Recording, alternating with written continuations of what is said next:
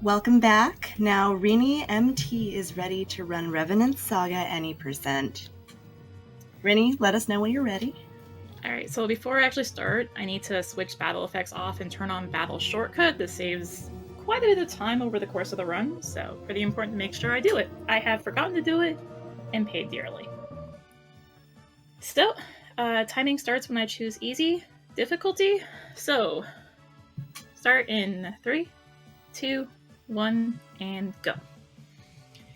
So starting off, I want to make sure I'm smashing double click just because I need to skip that opening cutscene. It's about a minute long. And it's the only skippable cutscene in the entire run.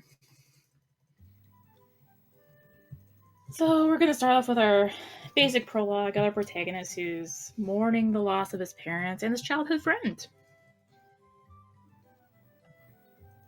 Yeah, it's going to have to be on there because I'm actually going to need it during the run at points. Okay, yeah. Yeah, I switched between keyboard and mouse here, so I will be going between them based on what I need for certain points. Mainly, it's for choosing dialogue options and certain movement points. I will need to use the mouse just to make sure I don't accidentally talk to someone again or do a tutorial. Tutorials are bad. For speedrunning, we don't need them. And we have one right at the start here. And we need to head to our childhood friend Anna's house because she's found out her parents are sick with a plague that is kind of taking over the world. And that's actually how our main character, Albert, lost his parents. And this doctor shows up. He seems totally reliable. He's Dr. Moreau. Nothing suspicious about him. And he's like, yeah, I can treat them. But, you know, I'm totally blanking right now. Hey, that's okay. I've personally never seen this game. I'm happy to ask you questions if something weird comes up. So chat, if you have any questions about the game, if you've never seen it before, just go ahead and ask and I will toss them over to her. So the townspeople are leaving town because this plague is apparently super contagious and they don't want to get it. So Albert's going to go tell Anna, hey, you should probably leave because otherwise you're going to get sick. And she's like, I don't care. I'm not leaving my parents. So Albert, in turn, is like, okay, I'm going to go talk to this doctor. Maybe he can help. Maybe he can use this treatment or whatever. Because he seems totally trustworthy. Nothing suspicious about him at all. So just a quick hop over to the inn. And we find him here. And he's like, yeah, so I could treat them. But you see, the Sanctum is kind of controlling the treatment, so it's hard to get them.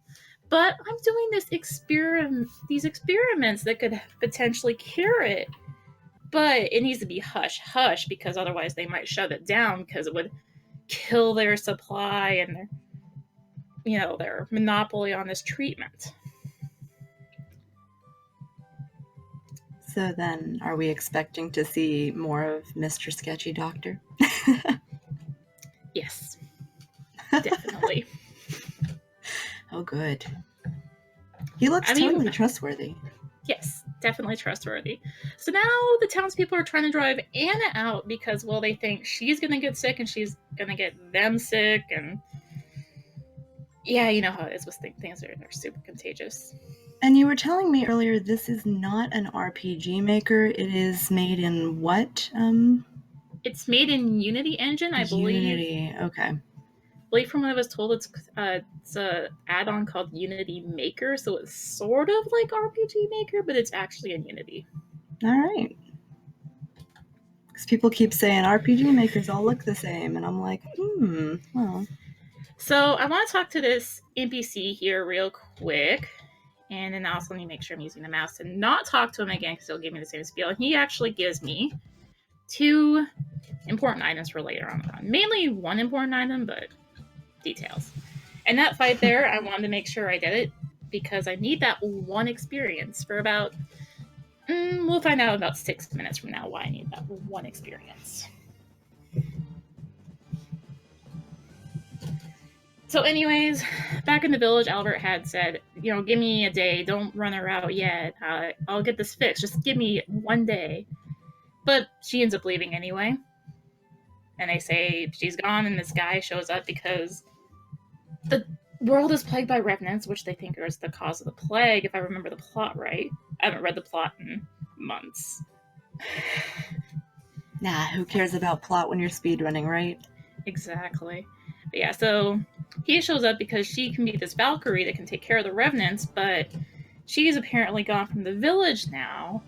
And they mentioned this Dr. Moreau showed up. He's like, oh no, not Dr. Moreau. I need to go up to that lab he's at and stop him. But he's totally trustworthy. Why do they need to stop him? Doesn't make any sense. So we, the player, can see there was another person in that room next to us. Albert kind of has a hunch there was. But he was already let out. Now we're being let out. And we'll see that person here. You can also see that there is a perpetual wind blowing on our characters. No matter which way they're facing, their clothes will always blow in a certain direction, even if they're lying down on the ground. Because I guess there's really good air conditioning in this world. And does that fix anything? No. So Albert hears Anna's voice and is now freaking out. Is like, oh yeah, what's going on? Oh, don't worry about it. It's fine. You're safe, and she's safe, and all that. It's like, you said this experiment was something, something, something. It's like, whatever. Just shut up, basically. And now he starts the experiment on these two people. And the person on this left of the screen is called Guy to the left, even though he's to Albert's right.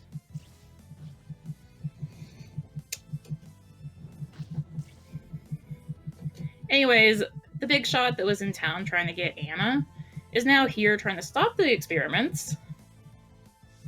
But he's not very successful. Sorta. He does stop them, but not in time. So now, you guys can actually see some plot, because I cannot skip this cutscene. Love the unskippables. There's about, I think, 4 or 5 auto-scroll cutscenes that I know of in the run. 4 in the run, 1 in the ending. And they're a nice smashing break, but I still wish I could skip them. So we find out there that that leader of Balor died. Or I think that's where he mentioned they died. And that Albert was buried in a grave. It was a very shallow grave because he could just pop right on out with not a speck of dirt on him.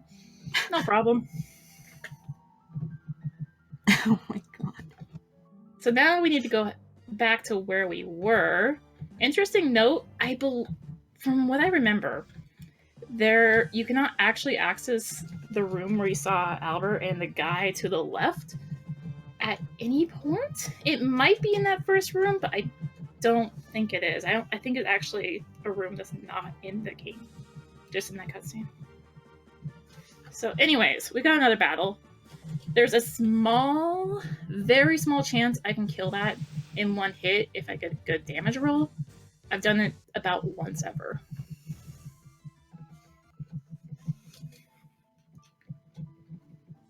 It doesn't save too much time because I will be doing a large amount of the battles in this game on auto battle because it speeds up all animations.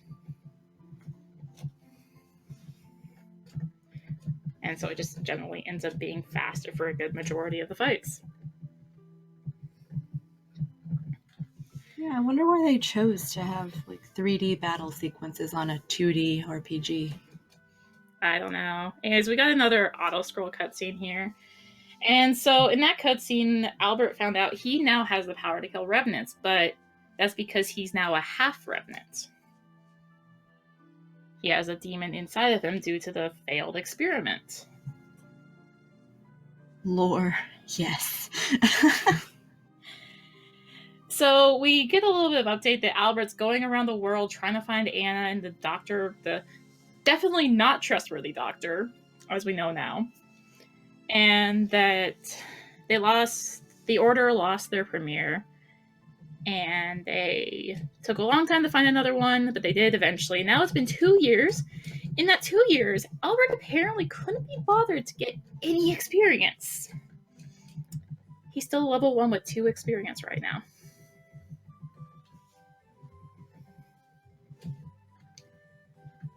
So one other thing that's happened is that ever since he became half Revenant, he has a very, very big appetite. So we're gonna go get some food.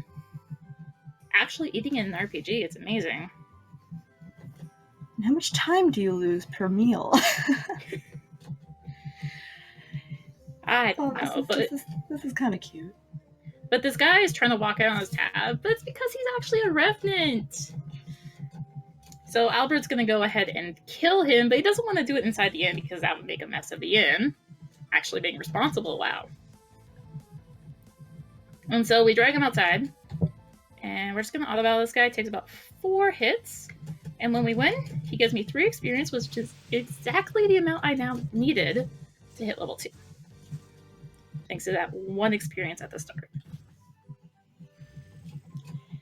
And by getting level 2 there, that means that my next party member will join at level 2 instead of level 1. And since that first fight, that one fight's super easy and super fast, it's pretty much worth it to do. So this girl, Esther, is basically like, oh, thanks for doing that, for, taking care of my job for me. I'm going to buy your meal for you. This is a big mistake because Albert ends up eating this inn out of all its food, which is, I think, 7 full course meals. Oh my god. And he's still hungry.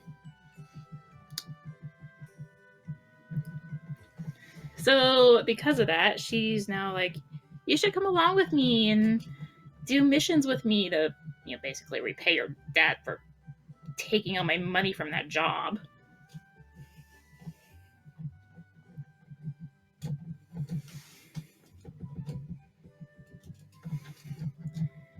Alright. And it's like, yeah, sure, whatever. I'll go along. Because he sees it as a way to try and find our good friend, the doctor.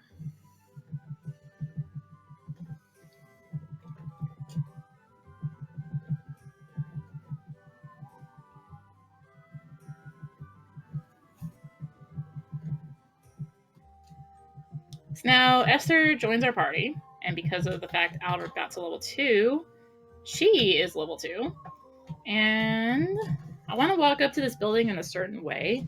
I don't want to walk right to the door. I want to walk to the space to the left of the door, because otherwise Albert will slowly walk into that spot if I don't do that, instead of the fast movement I normally get.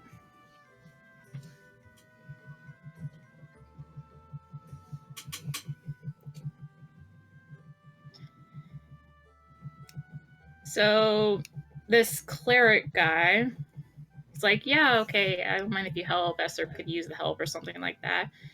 And we find out that villagers have been getting kidnapped and taken to this nearby place called Hocto Peak, and they think experiments are happening there. Well, experiments mean one person, right? Dr. Moreau. At least that's what we think. So we should go investigate it. And once Albert hears this, he just bolts out the door because, he needs to go get his revenge. Dr. Moreau killed his childhood friend. And I want to go ahead and buy 3 escape feathers from that shop, basically spending all the money I just got as prepayment for this mission. We're not very responsible spenders, but we're speedrunners, right? I was going to say, where did you find this game, Rini? I found it just randomly searching for RPGs, and I originally played it on the PS3 version. Oh, cool. Started running it on the PS4 version, and then switched to the PC version. And the difference is just in load time, or are there other game breaks that happen in PC but not on PS4? There's some slightly more convenient things, like being able to switch between mouse and keyboard on PC, but Yeah, of load course. times are pretty much the same. Faster than PS3, of course, because PS3 is horrendously slow. PS3 has some abysmal loads, yes. But yeah, in terms of times between the two, I've gotten pretty much about the same times. And what made you start speedrunning it? Like, as a casual game, did you enjoy it and just decided, hey, why not make this fast? I found something pretty broken during my casual playthrough. I'm like, this might be interesting for a speedrun if it's not horrible to get. And, well, it's not totally horrible to get. Oh, I look forward to it. When are you expecting that trick? About halfway through the run. Okay, that's really cool. Not too risky? Not really. Just, it might troll me horribly. Oh, always. So this is Talk to a Peep. We get to find out about one mechanic in the game, which is jumping off of ledges. You use it about 3 or 4 times in the entire run. So here I want to go ahead and try and get to level 3 before I fight the next boss. It's pretty easy. There's enough encounters in here to get there. In fact, I'm probably going to be there on the first screen.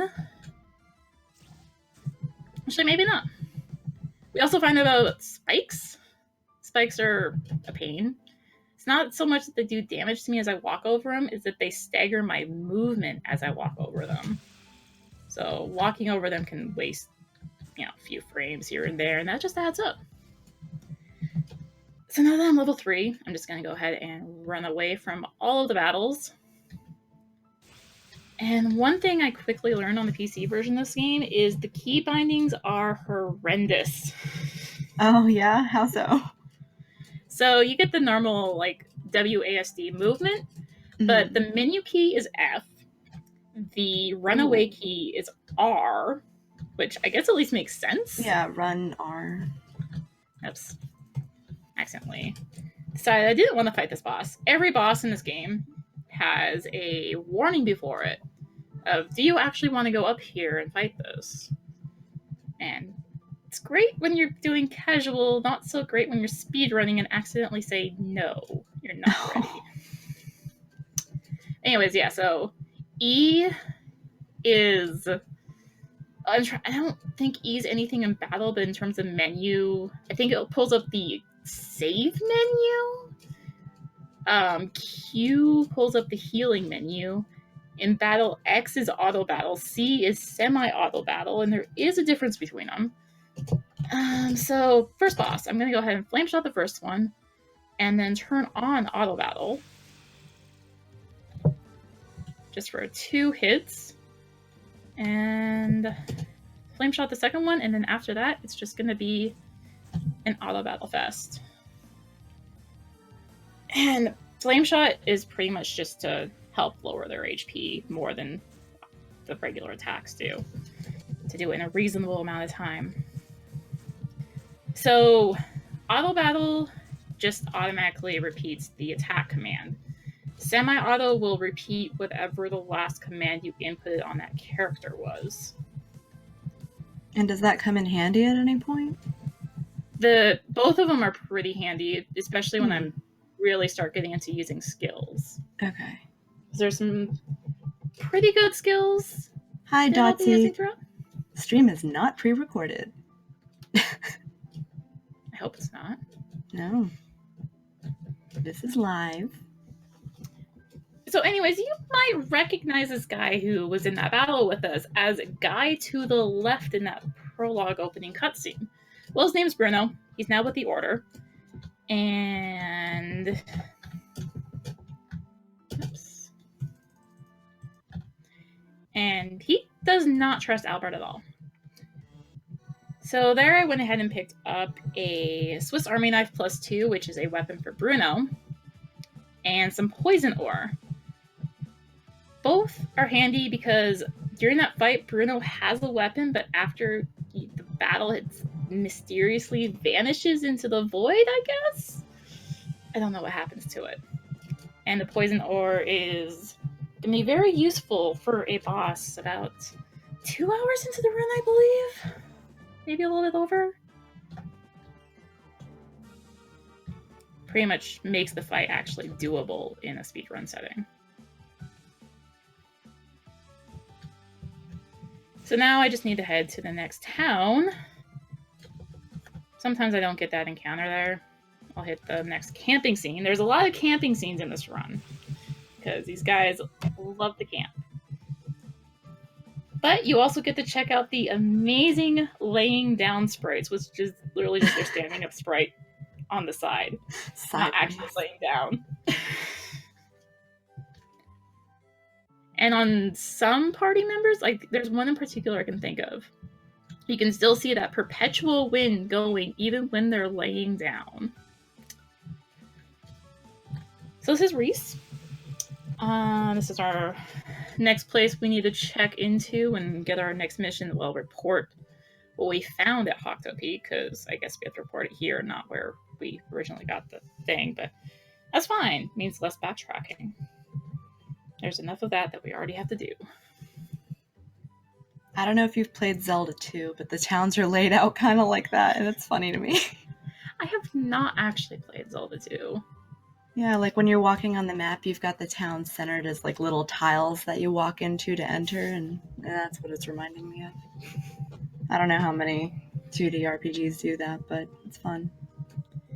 So here's the cleric, and we say that, yeah, we didn't find the doctor at Hocto Peak, but then we find out that there's a nearby lab that the doctor's been reported to be doing experiments at.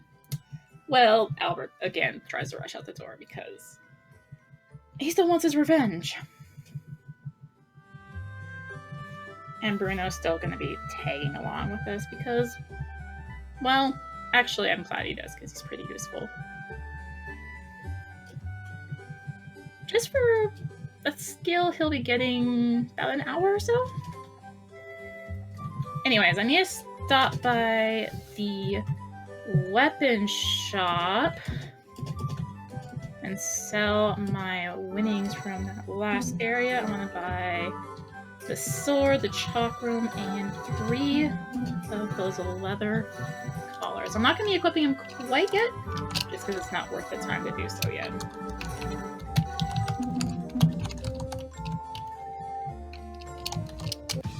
And now, meanwhile, at our next destination, in a certain lab.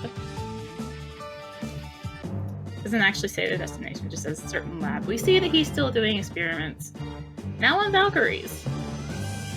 Because he really wants these Revenants, I guess. And he finds out that we're on our way. We defeated the Revenants that had been left at Hocto Peak, and he's like, well, I can't let them stop me. I can't let them stop me from my ultimate goal of reviving the Demon King. That's another battle I don't really skip. So we got in our camping scene. This spot has a lot of camping scenes. And we get to see the amazing laying down sprite again. It's pretty amazing.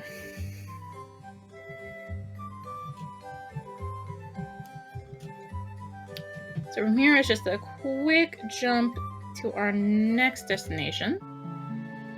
And I'm not going to be fighting battles right away when I get there. I actually want to wait till I get a little bit into it. Not that far, but I just need to pick up an item that's in here.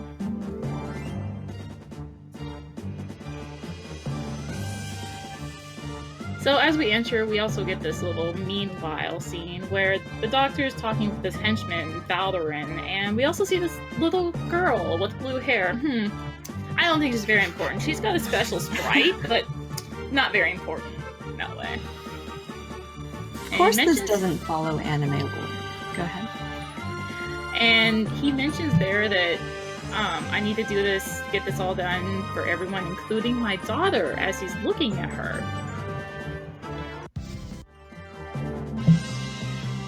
I need to, this is not on the way, but it is way more than worth it. Wow.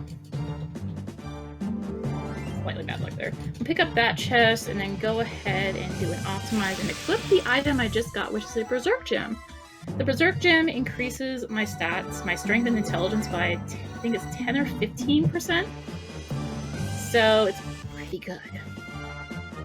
And now I'm going to start fighting stuff because I actually need to try and get to about level 6 or 7. 7 is going to be safer, so I'm probably going to aim for that. The other chest I picked up there is an encounter ring.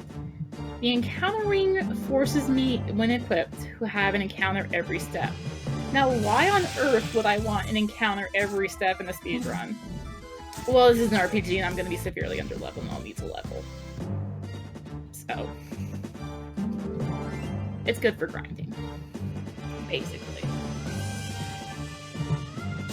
So, now that I have this Berserk Gem, Albert's doing a whole lot more damage than he was previously.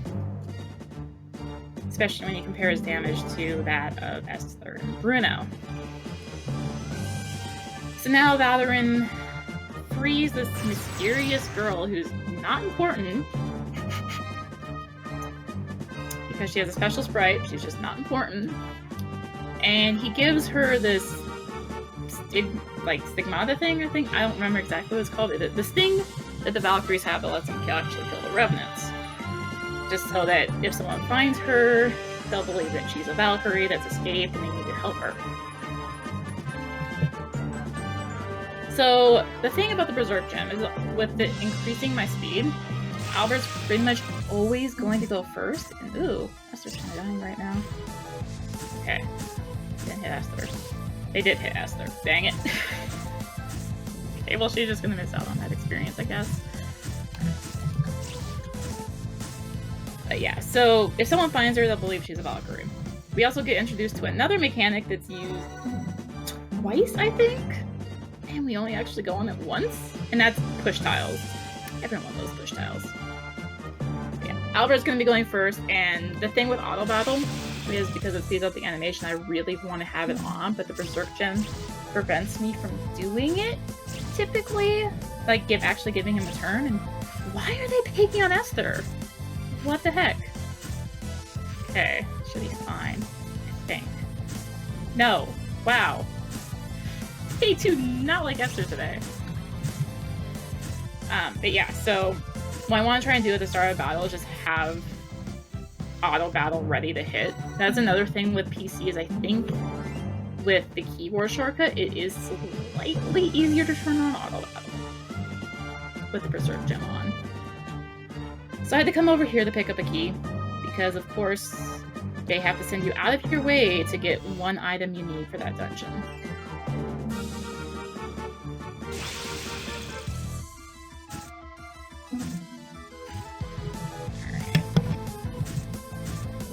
So Esther's probably gonna have slightly behind on experience, but hopefully it'll be fine.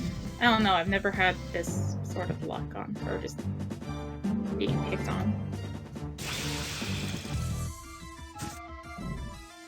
So how much time does it actually lose for a party member to die in a fight?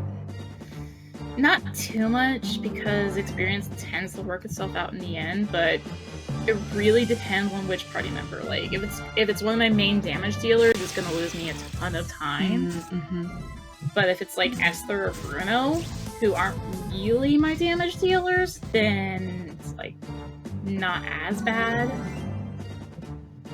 So anyways, we run into this mysterious girl. And they instantly believe she's a Valkyrie because she has a thing that lets her kill Revenants. She also happens to have a weapon. There's a small chance during this run that you could have picked up a weapon for her, even though you didn't actually have her yet. And her name's Julia, and she's going to participate in this fight. And this is just going to be another auto battle. Now, if you watch Julia's damage here, you'll notice she's actually doing a lot of damage, even though she doesn't have Berserk Gem on. She's pretty good.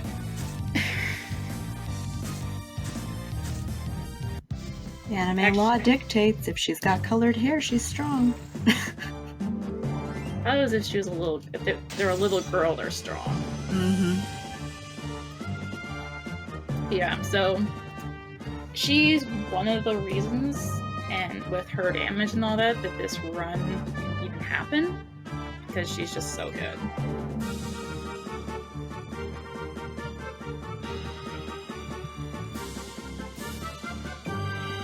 So now we decide we're gonna take her along with us, and she decides she's gonna take advantage of us to, you know, get revenge or something on her father for what he's done. So I need to jump in here, grab a weapon for Julia. I need the experience. You know, Julia's not gonna do anything for damage because her weapon broke after that fight. They at least explain why she doesn't have a weapon following that previous fight. So I want to go ahead and switch the Berserk Gem to Julia, because she just does way more damage. And I'm actually going to go ahead and step on this healing point and get a small tutorial about what they are. Just because I'm going to another boss fight. Make sure I was healed. So the healing points, if you read the in-game tutorials, they mention that they're not available on easy difficulty, when the opposite is true, they're only available on easy difficulty.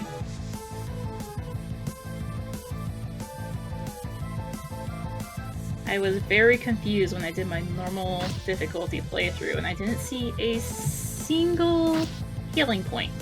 You know, they were supposed to be there. So I'm gonna go ahead and just auto battle this boss and pretty much pray he doesn't use Blastfang, which he just used, and it's fine because I killed him anyway.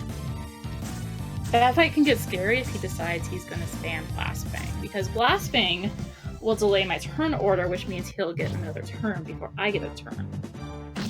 In almost all cases. It's not so bad in this one, but in later versions of that fight, it can be a royal pain.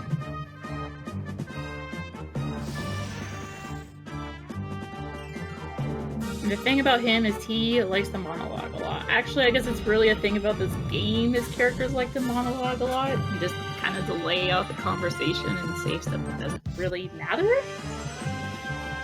Because why not? There's just gonna be more lines to skip.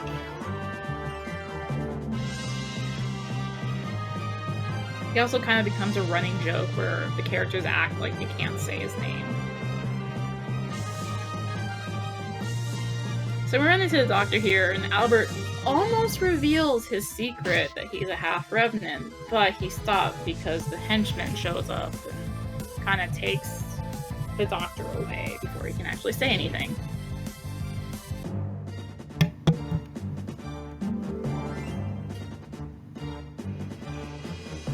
So they're picking on... I was gonna say, someone in chat said he can't read the storyline. I said, you don't need storyline when you're going fast. You don't really want to read the story of this game. It's not good. Oh no. It is very anime, pretty much. Super cliche. So now that we are out of that, I'm going to go ahead and take off the Berserk Gem because it is simply just going to waste a bunch of time for me if I leave it on.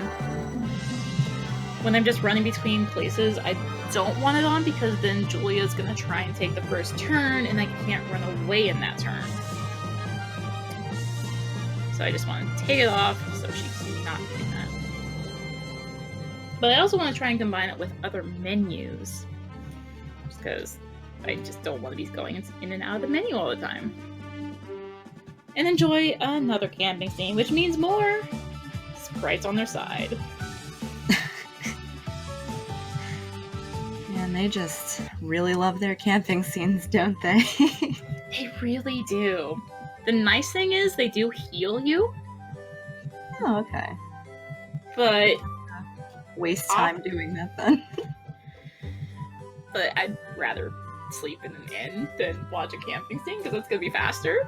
But the camping scenes come in handy, so I don't have to sleep in the inn, I guess. Oh, actually, no, that one didn't have any laying down sprites. I'm sorry, I lied. Please forgive me. So there's a new NPC here. You can see that little squiggly line pulsing over her head. That's a side quest. We're not going to be doing any of those. They take time, and they don't give that great of rewards further. That squiggly line is killing me. They're usually out of the way, but there will be one NPC that appears right in my path, and it's really annoying. So we go ahead and head to the inn because Julia kind of passed out. I guess we made her too tired. She just wasn't used to all that strenuous activity. And Albert's a little annoyed because the innkeeper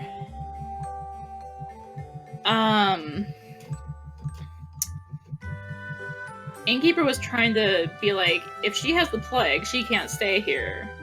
Albert gets a little mad about that because of his history with the plague.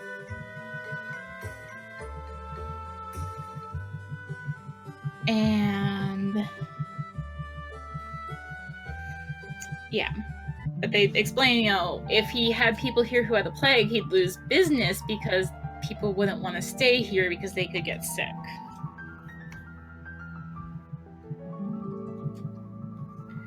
So Bruno's gone off to report after Esther tried to give him a sob story. And didn't really work.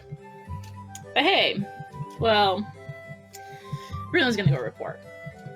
And instead of staying by Julia's side, we're gonna go find him. But we know exactly where he is, because there's only one place he would go to report, and that's the cleric. But we're a little too late because he was also going to send in a letter about Julia.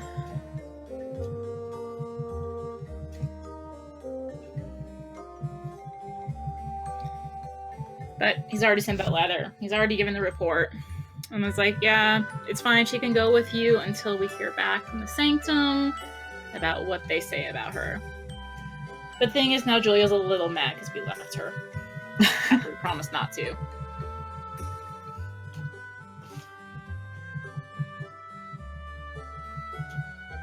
The shaking sprite. Beautiful. Mm-hmm. Julia also kind of clings to Albert because she thinks he's the most gullible. He probably is the most gullible, but then she realizes everyone here is a little bit gullible to her deception. So that's it for that village. Well, one more cutscene as we leave, because meanwhile in the Sanctum, they get the letter about us and Julia.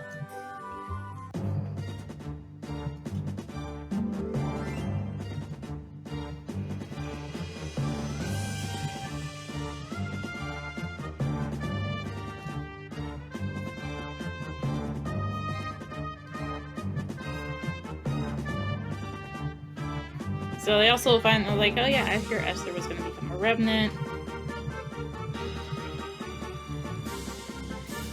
Or not Revenant. Gonna become a Valkyrie. She had the ability to become a Valkyrie, not a Revenant. Esther does not like Revenants.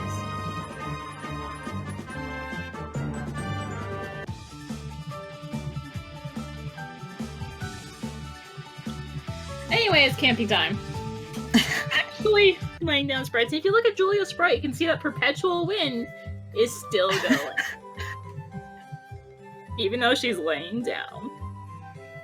This oh man, this is peak performance.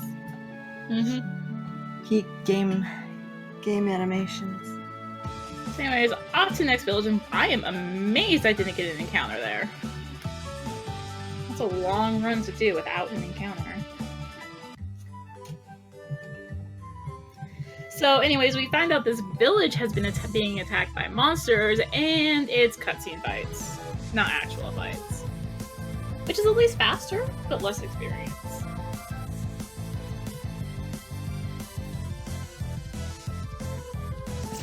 So when we get to Albert's, he's like, yeah, get away from here. But the demon son is like, oh, just come on, just eat the soul of this lesser demon. You'll get more powerful. He's like, no, I don't want to. He's basically been refusing to eat these demon souls because he doesn't want to. Alright, so I'm guessing the hunger plays into this somehow? Yes. Ooh. Because of that, he gets super hungry.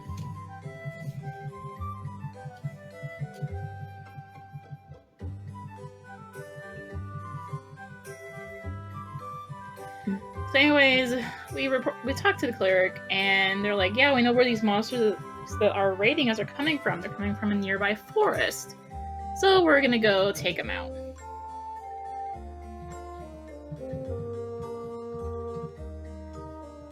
And quick stop here. I want to sell both wholesome rings and the intelligence ring. Make sure I don't sell the encounter ring, otherwise this ring gets a whole lot more painful. Just need to not accidentally return the title. That is one thing about the PC version, is they make it easy to return to the title screen, but sometimes you don't want that ease. There are many times I've accidentally done that and ended up about 4 minutes back behind a cutscene. Just because I hit escape one too many times.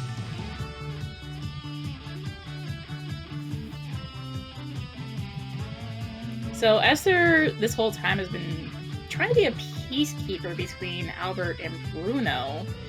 She's not being very successful. They still hate each other's guts. But she's got Julia on her side now to try and help her with peacekeeping. And yes, more camping. Alright, so when are we finding camping skip? I really wish there was a camping skip. Because I would much rather just sleep in an inn to heal if I need to. Alright, Glitch Hunters, bounties up. Let's go.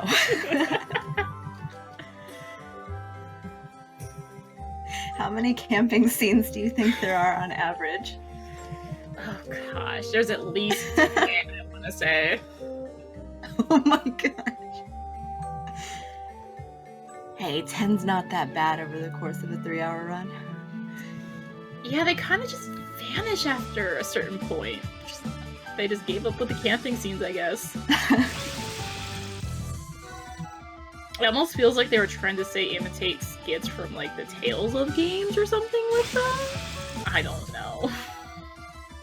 They tried it, it didn't quite work out the way they wanted to, so they just took it out for the rest. Pretty much. So you gotta manually heal later on then? At that point, I don't really actually need to heal very much. Nice. Because you do get a full heal when you level up, which is pretty handy. So we made it to Owlsy Woods, which is where the monster hordes are coming from, where the monsters that are raiding the village are from. I used to go pick up a new weapon for Esther and Bruno here, but I'm gonna go ahead and just skip it because I don't really need it because their weapon damage doesn't affect their skill damage very much. Someone in chat actually asked a really good question. Can you run from every encounter? Is there any, like, you know how some RPGs you have to, like, mash a button or, like, do something to be able to run from an encounter? Or are you just able to automatically run if you want to? I believe there's a small chance you can fail, but I don't think I've ever actually seen it. Oh wow, knock on wood. Yeah, it's gonna happen. Thanks for the question, Disha. So, as I go through here, I want to get to about level 12 or 13. Now, that's a pretty big jump from the level 6 or 7 I was at before. But thankfully, we've got the scorpions here, and they give 33 experience each. They do take a little while to kill, but they are definitely worth the experience. In general, though, I'm just going to be fighting basically everything on my way through to the boss. Because I was horribly underleveled, and I want to get a little less horribly underleveled.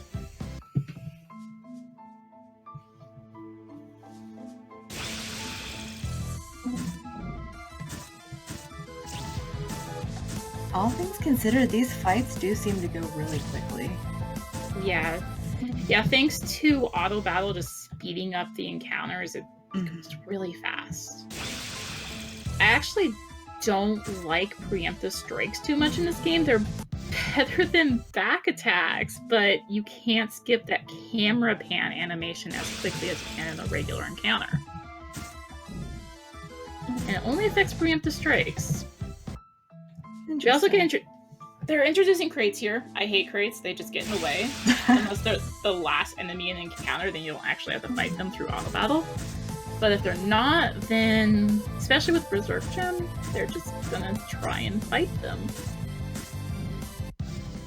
What do you think the purpose of that was? To just have crates as an extra enemy? What? They can give items, or they can spawn another monster. But do you get experience from defeating a crate? Nope. Oh gosh. There are some crates later that can give a lot of money when I don't need money anymore. Bad timing. Now, I would probably need the money if I ever went ahead and routed out the true ending of this game, because this is just going to be the normal ending. Because I would need to get a lot more powerful to beat the true ending, I'm pretty sure. I've never actually done the true ending. I kind of just couldn't be bothered. So there's one particular encounter I'm really looking for, and that's the encounter with 2 of the scorpions. And also I'm looking for Julia to stop missing! That would be fantastic, Julia. Could you cooperate?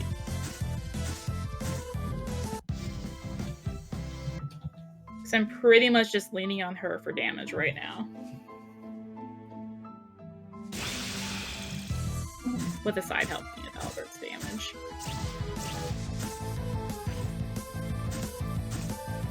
And how different or slow is the true ending compared to the ordinary 1 in any %? I'm not sure, because like I said, I haven't actually gotten the true ending ever. But it requires going through a whole another dungeon, another whole set of bosses. Boy. You have to, from where you end this run, you pretty much have to double your level. Oh jeez. From what I can find, there aren't many guides on this game, so a lot of this is kind of just come from my own figuring out. What little bit of guides do exist don't even mention the actually broken stuff in the game. So, who knows? Wow, I don't think I got the double scorpion encounter once. I don't know if I've ever seen that, but hey, I'm level 13, so all works out. I'm gonna go ahead and step in that healing point. And we are here for our next boss. This boss is apparently hungry and wants to eat one of us. But then we're all like, none of us are very tasty, and he keeps going back and forth of who he's gonna eat, and it's finally like, oh, whatever. Let's just fight. So this is Stolty. Stolty was a pretty big roadblock in routing this run, but I figured out a pretty good strat. Bruno has gained use... Ooh, nice crit. Has gained use of a skill called Attack and Intelligence Up, and this is probably the best skill in the game, if not, well, at least one of the best skills in the game. Because it gives a huge increase to the actual stats. So now Esther, with her newfound skill Lightning, is going to be able to do a good chunk of damage. And typically, once I see him use the skill Grand Break, Albert can go back to attacking because he had put up a physical reflex shield, which is why Julia just died. That was a actually smooth fight of that battle. Wow. But yeah, so Attack and Int Up is just insane. It's gonna really help with doing damage later on in the run. When I don't just auto battle something. So anyways, in the previous scene, we saw the Ingvar came back to life. And now he's training his Valkyries to become stronger, so he can actually beat us next time.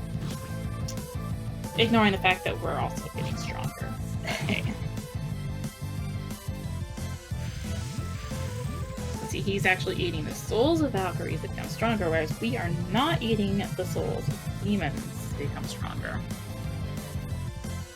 So now with that fight done, because Esther leveled up, I'm not going to go step on the healing point. I'm just going to go ahead and escape Feather out of here and head back to the town we were in previously to report how we did.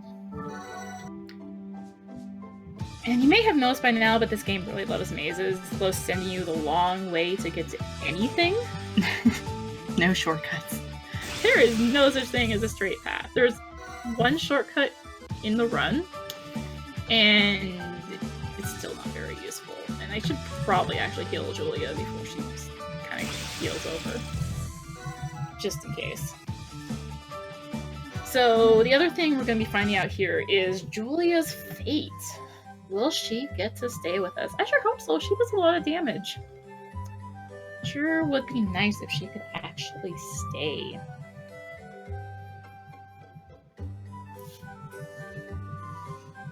That doesn't sound too promising, Rainy. Oh, but don't worry. She gets to stay. Yes. They've recognized all of us as official Valkyries and Demon Slayers and all that, so they're okay with what we're doing. Including Julia.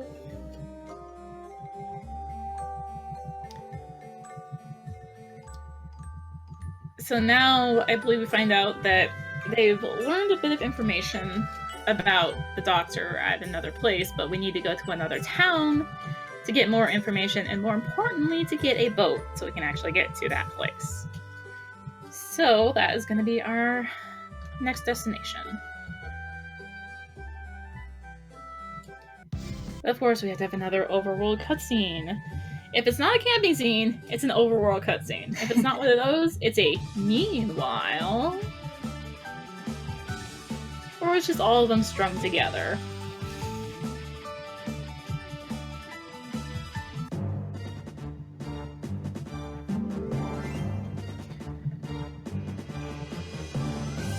Their little idol walking is cute. Yeah. You can tell they're not very important because they just have a generic sprite. So luckily we are not going to have another camping scene for a little while. It's almost unluckily because if that previous boss goes out, then I actually do want the healing. I'm also going to go ahead and equip the encounter ring now because in order to progress the story, I need to get 3 land B-sides. This is the first point where the game can just really, really troll me, either by not giving me these land beasts to steal from, or by just not stealing them.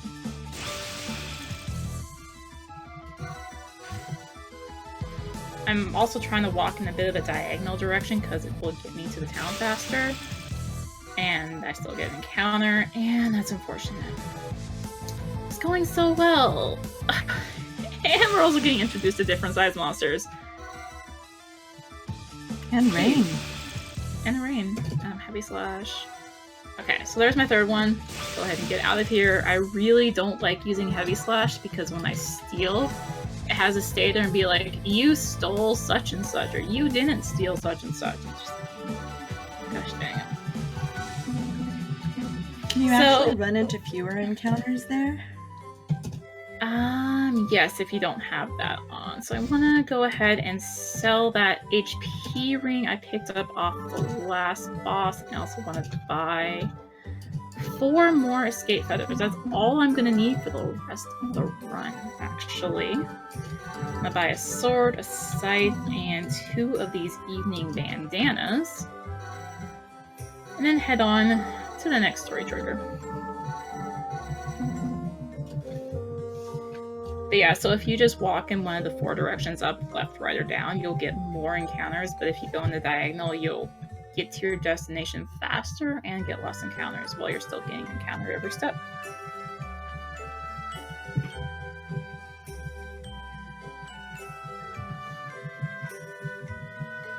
So anyways, we find out that they think the doctor's at this place called Codan Fortress.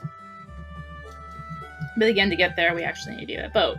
But all the boats in the port here have kind of been destroyed. But there might be one that's not destroyed. So we need to go talk with the captain of that ship. In which we'll find out his ship's been destroyed. Well, tough luck, right? But if we wait 3 days, he could fix it. Just more camping scenes, right? Or if we bring him 3 land beast hides, he can just fix it instantly. I like that a little bit more.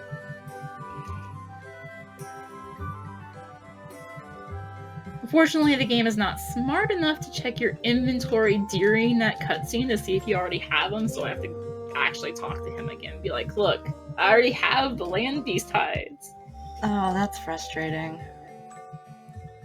Now, if you try and actually just fight them without stealing, the drop rate on land beast hides is frustratingly low, actually. But if you steal them, you'll have much better success.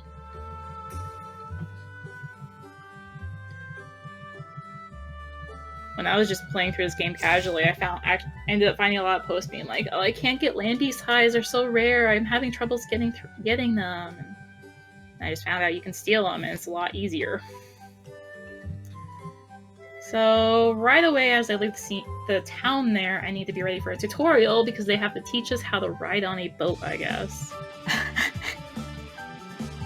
No skipping.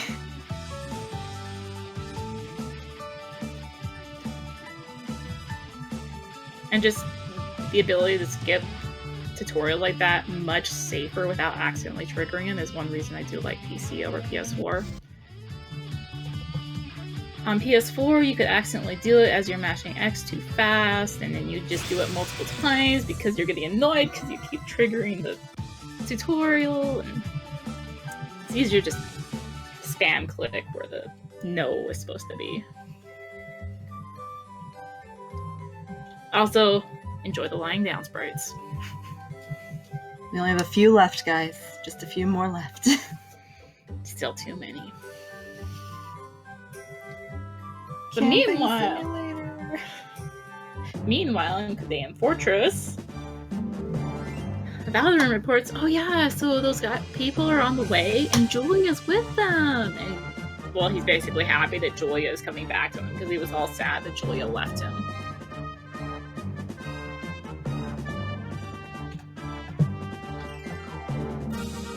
So, the encounters here are the same as outside that last town. So I don't really want to fight them. Let's go ahead and optimize and throw that Berserk Gem right back on. Because in this dungeon, I need to try and get to around level 16 to 17. Might be more 15 to 16. 17 is really safe, but... And as with almost all dungeons in this run, we get introduced to another mechanic that is only used in this dungeon. And that is cracking floors and falling through floors. It might be used in another dungeon, I just don't run into it during the speedrun. And I hope you enjoy the only other use for push tiles. So again here, gonna heavily be relying on Julia's damage with that Berserk Gem. Because Berserk Gem is just way too strong. So that cutscene makes it looks like all you have to do to break the tiles is stand on them for a certain period of time. No, you actually have to step on them twice. And there's the troll crate.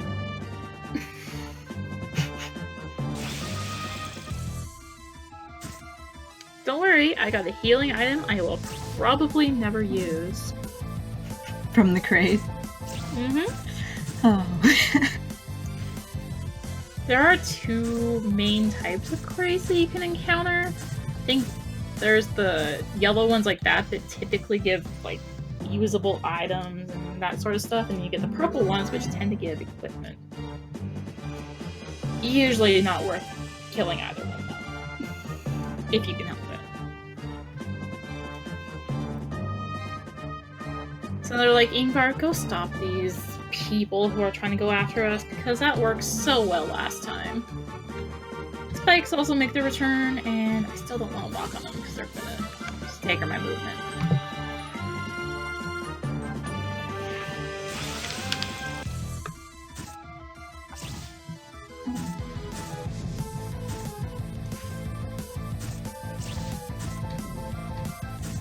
I have to jump down into this room real quick to turn on a switch so I can open a door. Because they just like sending you off into the middle of nowhere so you can open a simple door.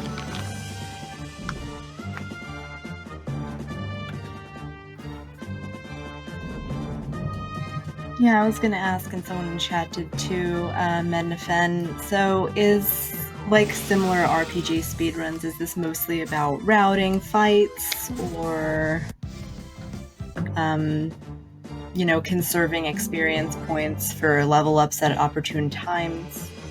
It's mainly just trying to get the optimal fights and see what level you can really push on fighting them at. I do walk over that one spike there just because it's a little faster to get that chest.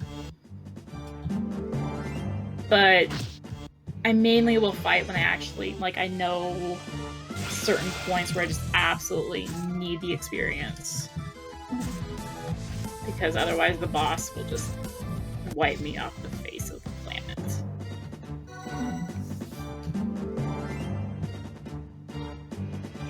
So I'm actually really looking for these green guys, even though, again, they take more hits, but they give more experience. We've also got the troll crate again. But this one's a bigger troll crate because it had a monster in it.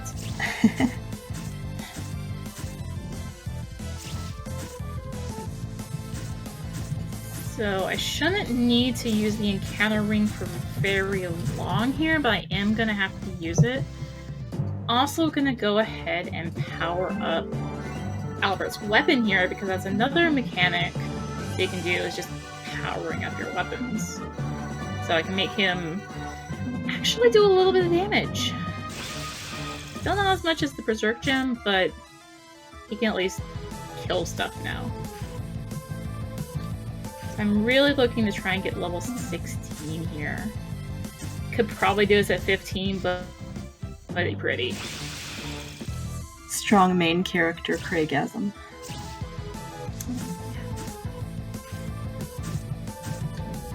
Alright, looks like about one more fight should do it.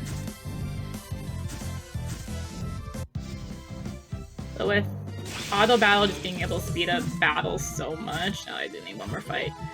Esther dying in all those encounters earlier, I think, is coming back to haunt me right now. She's not quite the right level. There she goes. So let's go ahead and take off that encounter ring.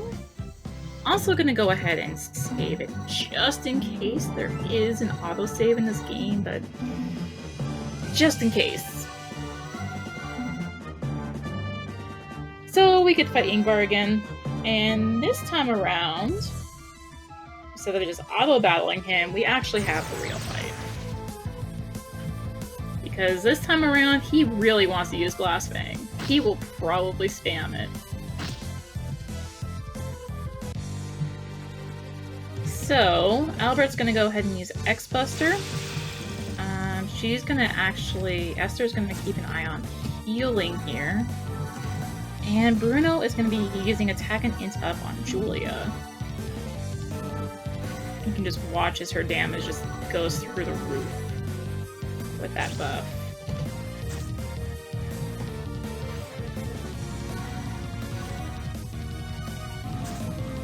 Got 2 buffs, she basically gained about 50% more damage, and there's the first Blast Fang. That was a nice crit.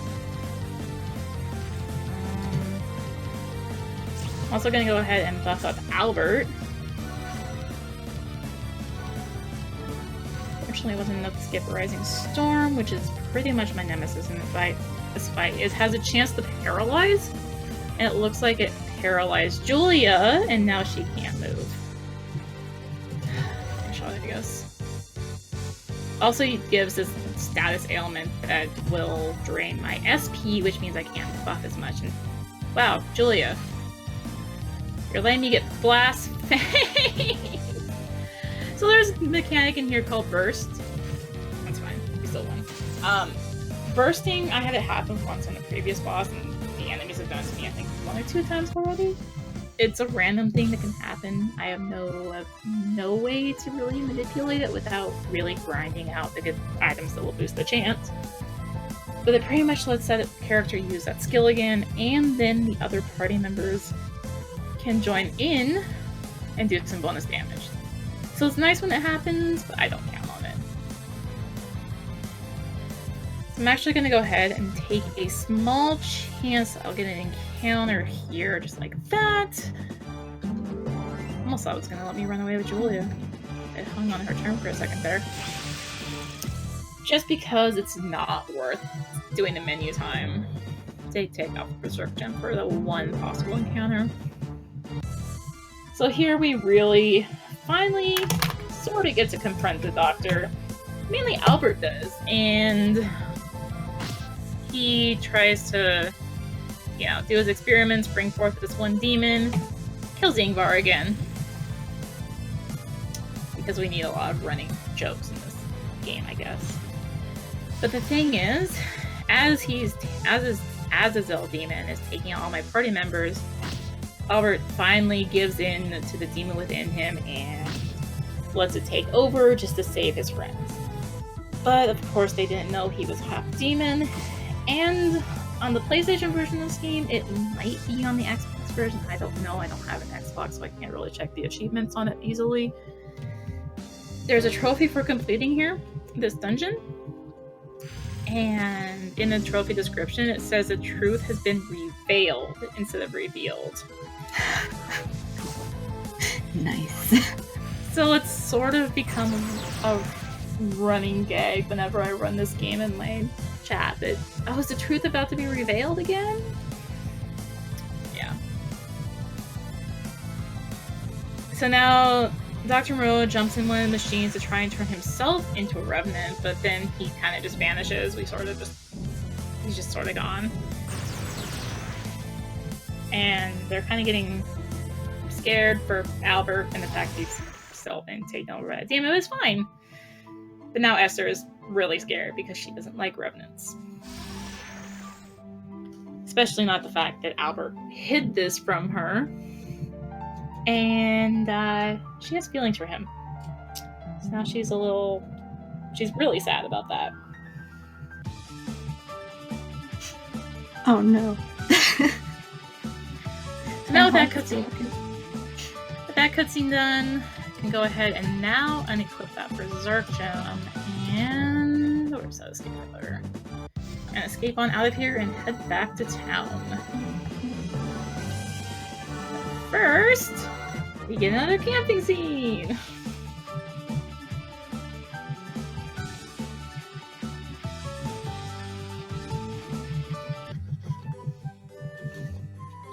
But this time around, Julia goes off with Albert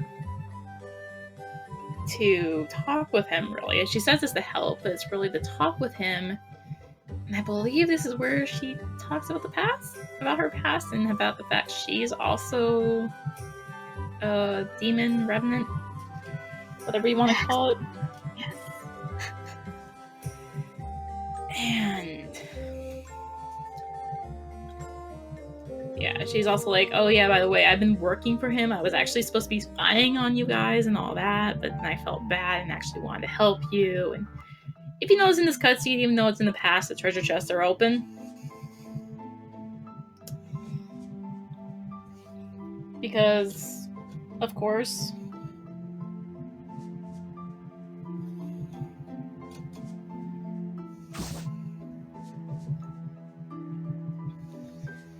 So now that Albert knows about Julia's past, and she was supposed to be spying on them and whatnot, she's part Revenant, he's like, whatever. I hid my past. I hid who I am. I don't care. But we still haven't told Esther this.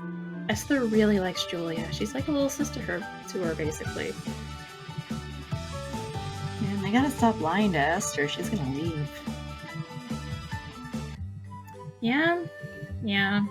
She won't take it too well if she finds out the truth. Oh, man. It's okay for now. We just have to go report in about what we've done. About the fact, we think we stopped Dr. Moreau, that he's now dead because we saw him vanish. But this is an RPG. Just because he vanished like that doesn't mean he's dead. But hey. So now we have to wait until they give us another mission. So we're just going to go stay at the inn. They're like, why did you hide the truth from us, Albert? Well, I kind of had to. Been hiding it for 2 years, and all that time I got no experience until I met you guys. Anyways, let's go stay at the inn. But you know what? I think our characters are getting pretty hungry by now.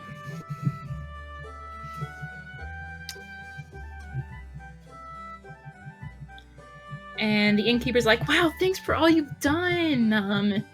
Eat all you want. And Albert and Bruno decide to have an eating contest. Now, they don't know the truth about Bruno yet, so they think Albert's going to wipe the floor with him in this eating contest. But they run the inn out of food. And it's a tie. Reoccurring themes, yes. But I still don't really know the truth about Bruno. But we, the players, know that he was there at the start of the game. I don't think Albert actually ever saw him, though. He was just a voice. Anyways, next morning, the inn probably still out of food because they haven't gotten a shipment in. We find out our next mission is available to us, so let's go get it.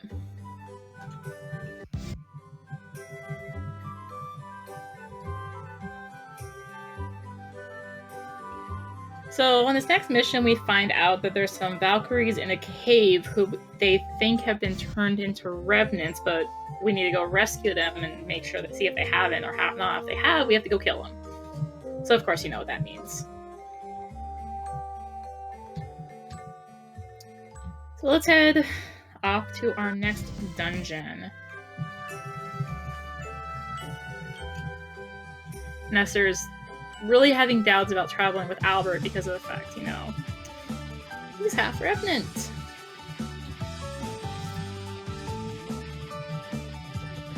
He's doing so well with not getting encounters there. But fear not, for this actually isn't a camping scene. This is a meanwhile. Even better. It's just in the same spot as the camping scenes. And we find out here that the king would actually like to meet with us. And this new premier is like, everything is going as I planned. Okay, I don't know how you planned it, but sure. So this is Creative Bastion. I thought it was Basement. This is Bastion.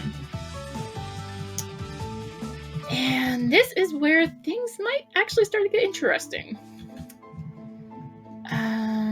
Oh gosh. Do I fight? I'm not gonna fight. So I'm going this way, even though this is actually the harder path. I want to pick up that Cunning Sickle. In the last boss fight, I got another Berserk Gem. And make sure she has that on. Go ahead and heal up. And I am looking for a particular encounter that when I ran away from actually had the enemy I'm looking for. But I also need to kind of level up because otherwise the mini bosses in here are gonna really kick my butt. Especially since I'm going to the hardest one first. Simply because I wanted to get that weapon in that treasure chest. And wow, the crates. So another thing I have recently picked up is a counter gem. This will let that character counter whenever they're hit with a physical hit. I put this on Esther because she hits twice, even on a counter, so she does quite a bit of damage because I believe counters ignore defense. There we go, finally. So I'm looking for the wing lancer enemy, the enemies with the wings and the lances. Pretty literal there.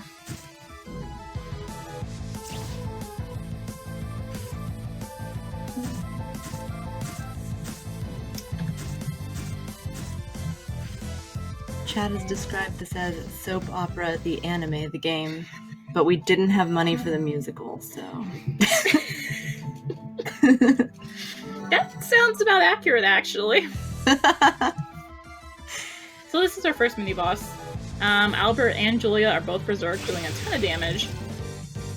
Bruno's gonna go ahead and buff them, and Esther's gonna lightning for now, but she needs to keep an eye out for healing, because this one will destroy me if I'm not careful. The crits this run, though, what the heck? Yeah, I've noticed you're getting a lot of crits. Is the chance less common than you've been getting this time around? Yeah, normally I don't get this many crits, so this is kind of weird. Nice.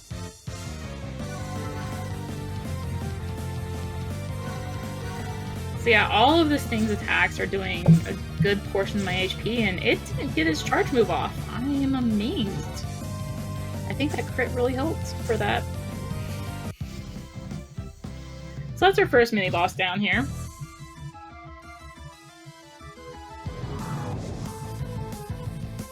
And I'm gonna go ahead and heal, because the regular enemies can still kill me. And yeah, I'll fight this. So they're gonna kill the first one before I even can turn on auto battle.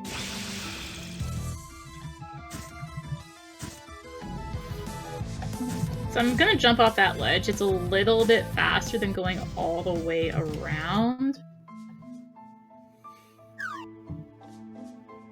I was expecting Julia to have a turn right there. Rini, not Colin in chat, has asked, what other games do you speedrun?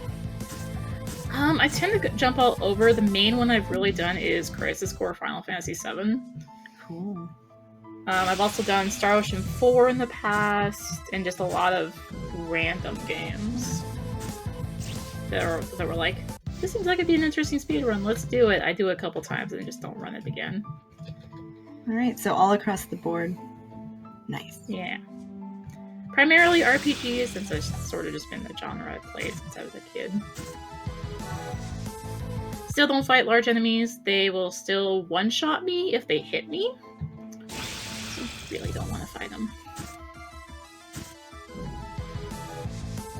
And Compassionate Void is asking if you've done any other Kemco games, like As Divine Hearts. I have not. I have some like sort of play casually, not fully through. This is actually the only one I've beat. But I have Alvastia Chronicles I've been working on Switch that might be an interesting run if I ever actually beat the game. Oh wow. Okay, I'm gonna have to heal first off Esther here, because this one kinda tried to kill Julia there. So this is the medium difficulty one, partially because we've leveled, and well, they don't expect, this is when they just always expect you to do second. So I still have to be careful, but I can be a little more, just go get them.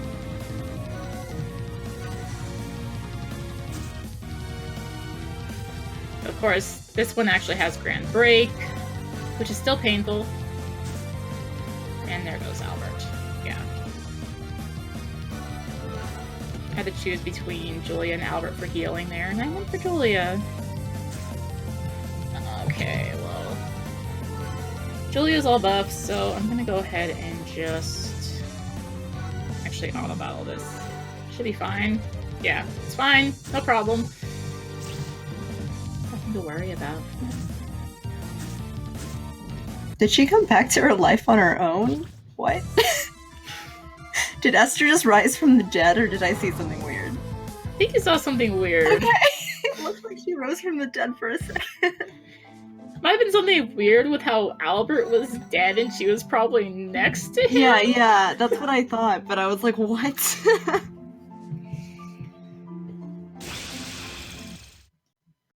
Poor Albert. I know. So now we're heading for the easiest one. I just got another cunning sickle. Go figure. That's not really the drop I'm looking for. So the thing about the cunning sickle is it has a special ability attached to it, and that is it increases drop rates of rare items. In theory, it's supposed to increase drop rate of rare items. Don't know if it actually does, but I seem to get rare items more often. Anyways, I need this because there is a particular drop I'm looking for from those wing lancers I mentioned. And I really hope I get it because it is just fun.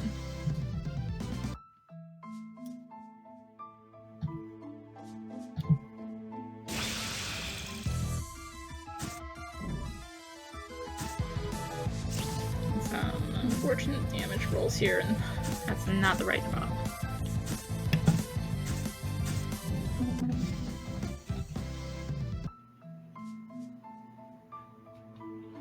Wow, even with the crit, Albert can't kill one of those on its own right now. So now we're heading to the easiest one. This one is just going to be auto battle. It's another auto battle and prey situation. It's the best strat for a speedrun, right? Yeah, if it's the easiest one, you'll be fine. Until Julia misses and probably messes up the whole thing. Are you knocking on wood? She did actually miss. Oh no. So yeah, that one's the easiest one. Just its big move does not do very much damage. Because I think they expect you to go to this one first. The only reason I don't go to this one first is because I want to pick up that cunning sickle in that chest.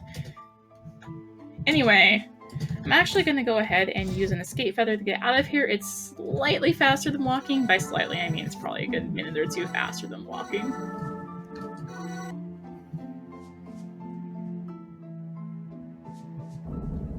So now it's like, yay, we opened up a door. It's so exciting. We've never opened a door before in this run.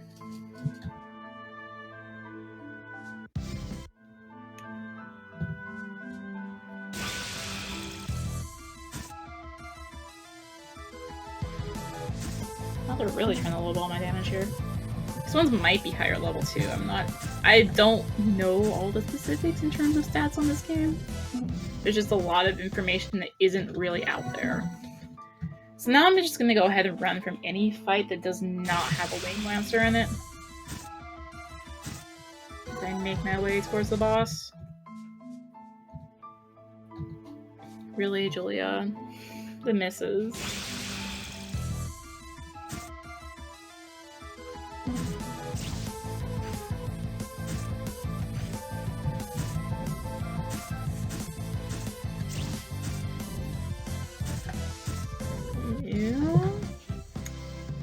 What I'd really like to get is an encounter with like about 3 of the Wing Lancers, because I noticed in the previous dungeon I got an item called a Lucky Stone. And this too, I still don't know if it actually does. It's supposed to increase drop rate for that encounter.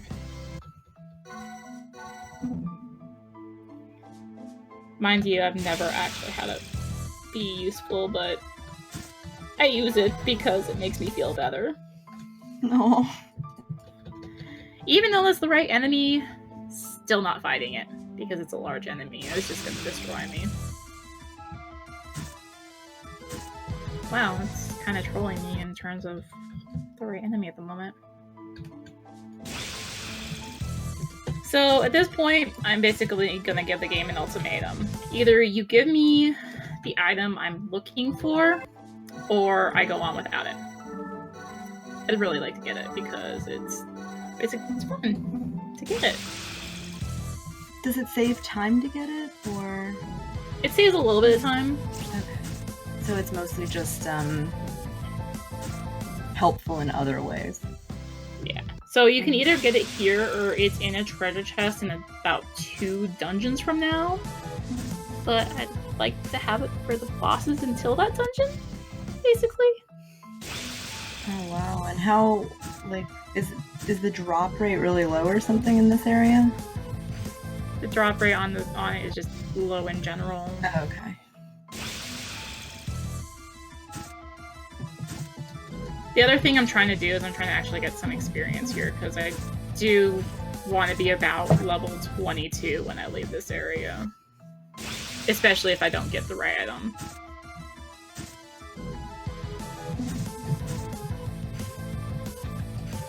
Saw a weapon, but not the right weapon, and that's 3 of an enemy, it's just not the right enemy.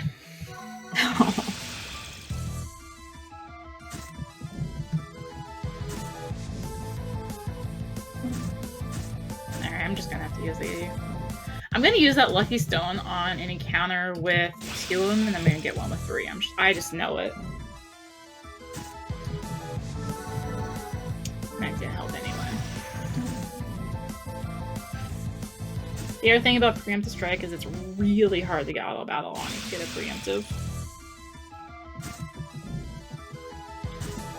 They're giving me all the items I don't actually want.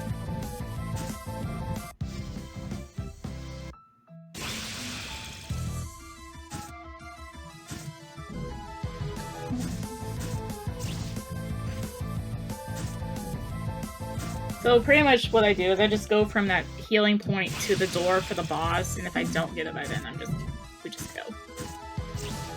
That's usually about the right point to get level 22 anyway.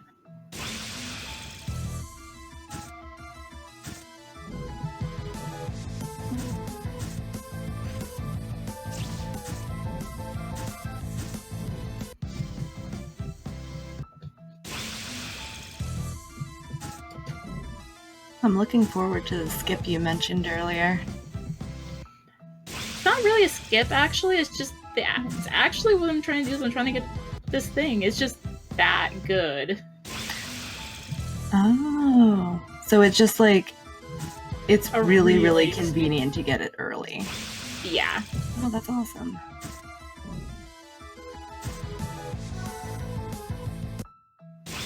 Please, item. Be nice to Rinny. We only have like 2 more encounters left.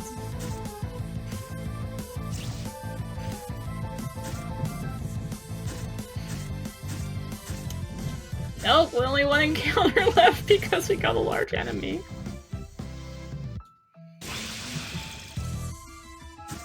Okay, game. Cooperate for once. Nope. Alright, we're going without it. Well, it's a marathon. What can you expect? Actually, okay, so what I need to do is I need to optimize, because I did actually pick up a better weapon for Julia, and I don't exactly need to drop right up on the boss.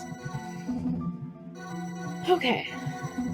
So this is Lilith. It would have been nice if I had gotten the weapon that I was looking for, but we'll just have to wait a couple dungeons to get it, I guess.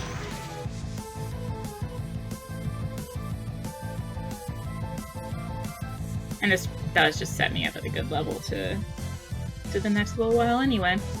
So it works out.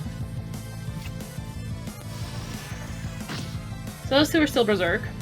And she is going to start off with Shining, because that. Attack and int up is still really good.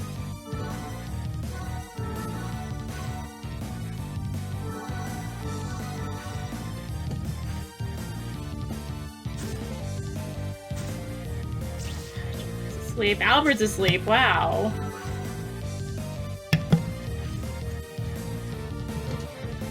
Don't think I've ever seen them both go to sleep there.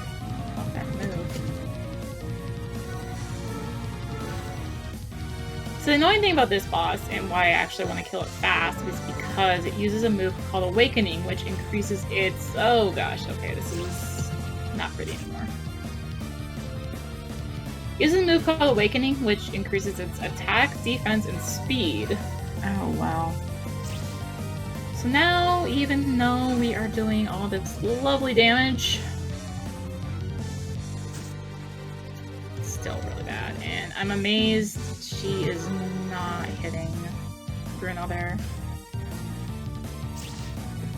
That was a timely, nice counter. Okay.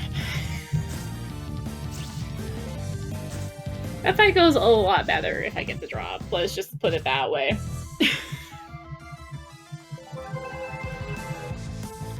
What's the chance of losing that fight? I guess without the item drop.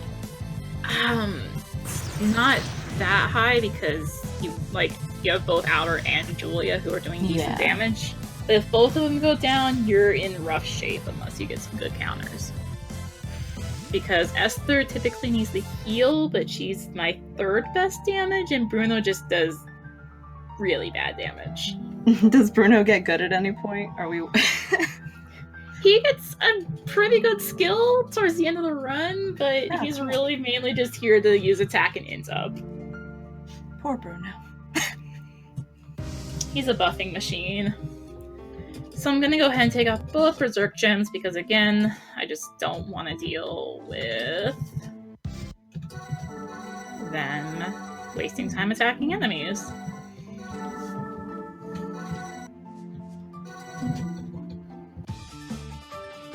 But in case you guys were missing it, we've got a camping scene.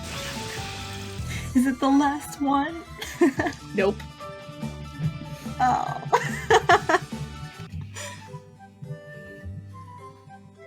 I want to say we have 2 more after this one.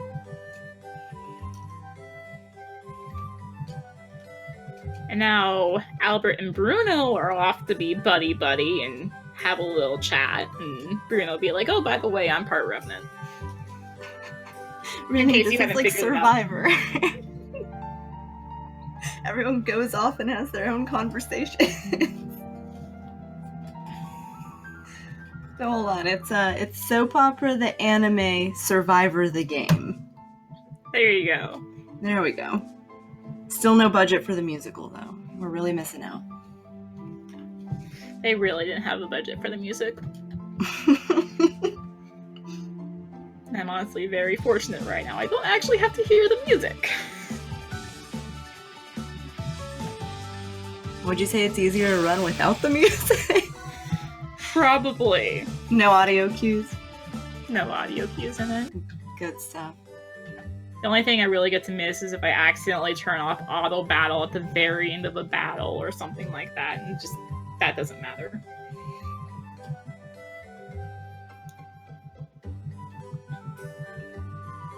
Sounds like, hey, go stay at the inn again. We're good with you. They aren't actually going to really give us any more missions. We're finally free from missions. Open world, yes. Fortunately, we're still on the straight line. Well, you know. Little bit of flex. So the innkeeper's like, wait, you guys are the ones who ate all my food. Oh, you guys can stay here, I guess. We just don't have any food yet.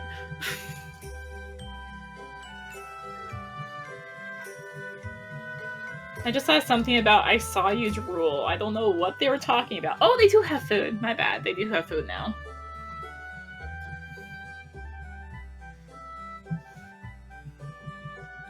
And then Esther kind of has a little bit of a slip of tongue about the half revenants. Is like, I don't want you to become any more monsters. Like, what do you mean any more monster? And then, well, she finds out the truth. Everyone else is half revenant. And you can probably guess what she does. Gets upset. Leaves. Yep. Bye, Esther. Oh.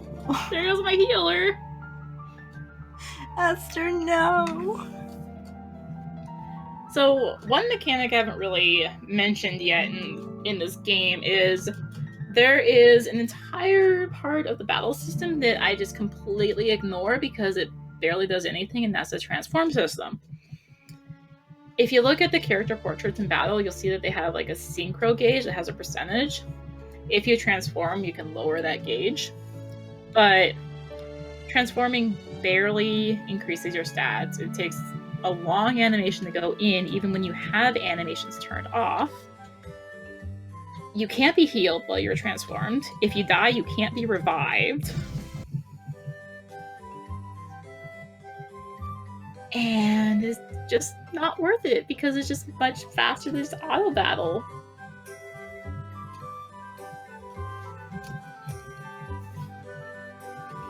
Now, if I really wanted to, I really was desperate for a healer. I believe in transformed state, Julia gains access to a healing move. She just can't heal herself with it because of that whole you can't heal clause. But yeah, it's just not worth transforming. But in case you were missing it, we have a camping scene. Camping! But now it's Esther on their own, and oh, look who it is! It's someone we haven't seen since the start of the game. It's the former Premier leader guy, Baldur, who we thought died. Why is he here? Okay, sure. So he's pretty much going to be like, hey, Esther, I'll help you train and become stronger. Meanwhile, the three we have are like, let's go to that lab near Albert's hometown where pretty much everything started and summon some demons and eat them and become stronger. Oh, so now we're eating demons. Okay. Yeah, now we're finally going to eat demons now that the truth is out and, you know, we're all demon. Yeah, now that Esther's gone and can't judge you anymore. Yeah, pretty much. So welcome back to Albert's hometown. If I had gotten that weapon for Julia, the one that's like super strong, and I had done 10k damage, I could have talked to that lady by the fountain and picked up another counter gem. And it's just a little minor convenience. I can give it to Bruno and he can just randomly counter. Do some nice damage. But no. So anyways, Bruno offers to make dinner, and Julia wants to go see the grave of Albert's parents. Because remember, they died to the plague 2 years and 2 months ago or something like that. And Julia's like, I'm sorry, it's all my father's fault. He's like, oh, whatever. He's gone now. It's fine. We took care of him. Albert is so understanding. Yeah. And now dinner's done. Yay, that was fast. I wish I could cook dinner that fast.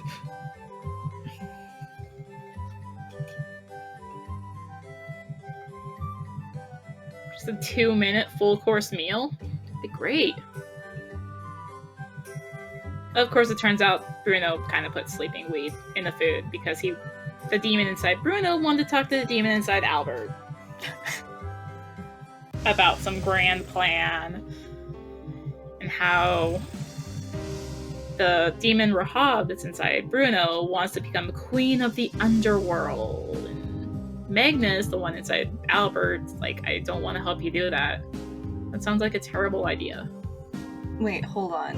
Bruno has a female demon inside of him? Yes. Yo.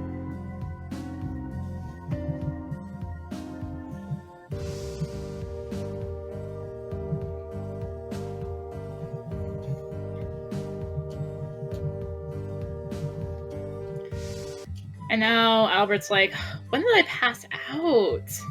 And Magnus was like, oh, you must have just been too exhausted. Doesn't actually tell him what happened.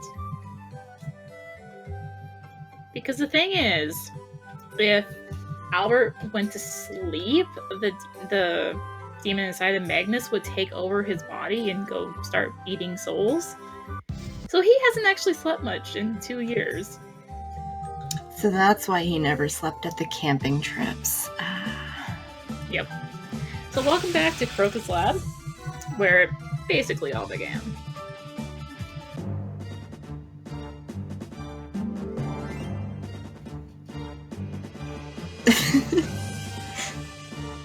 Sorry, someone in chat said sleeping weed, but I think you said sleeping wheat. Oh. Oh, I forgot to... Actually, no, I don't want to fight. Or do I? No, I need to check my level. Forgot to check my level. I am 23. We do not want to fight anything. If I was still 22, I would want to get one more level here. Oh, we're good.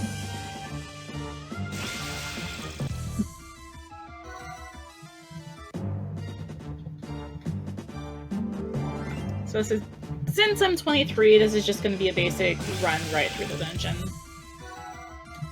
And deal with the mazes. Actually, I forgot, there are push tiles in here. So there's one more, there's another dungeon that has push tiles. I forgot that this one has them. So Esther's doing her training to become stronger. Meanwhile, we're off to become stronger.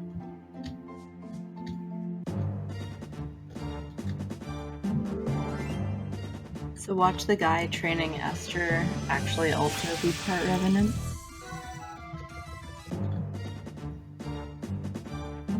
The twist, everyone's part Revenant. Except Esther, apparently. Except Esther. Poor thing.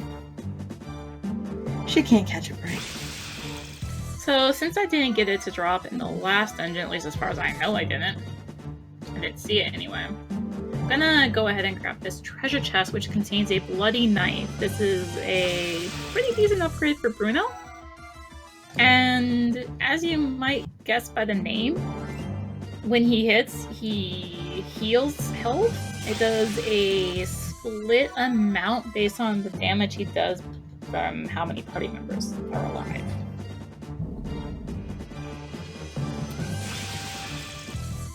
So it's pretty nice, especially since I don't have Esther right now.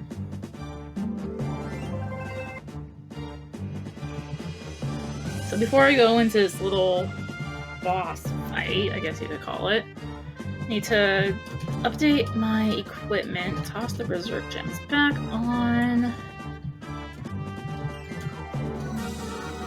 and pretty basic fight. It's just auto battle.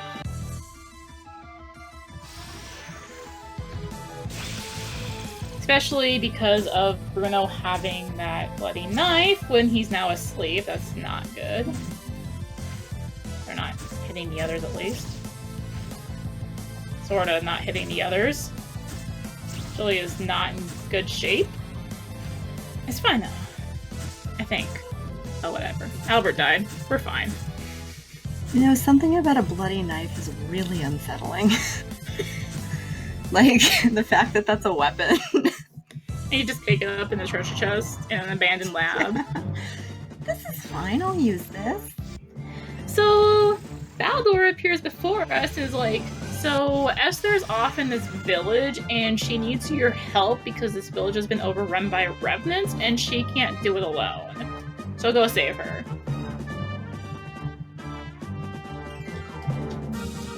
So that is our cue to not use an escape feather just yet, but to go ahead, I'm actually gonna heal up Albert a little bit. Go ahead and escape feather out. You might notice I'm now out of escape feathers, and we still have, what, like, a good hour left in the run? Don't worry about it. I don't need it anymore. But fear not, for there's a camping scene. Yes.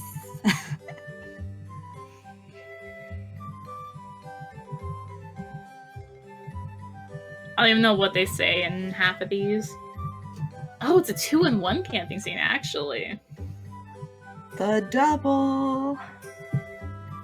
So we get to see Esther camping as well. So I guess she's not actually quite there, but she's going there, and she's not going to be able to do it alone, so we have to go help her.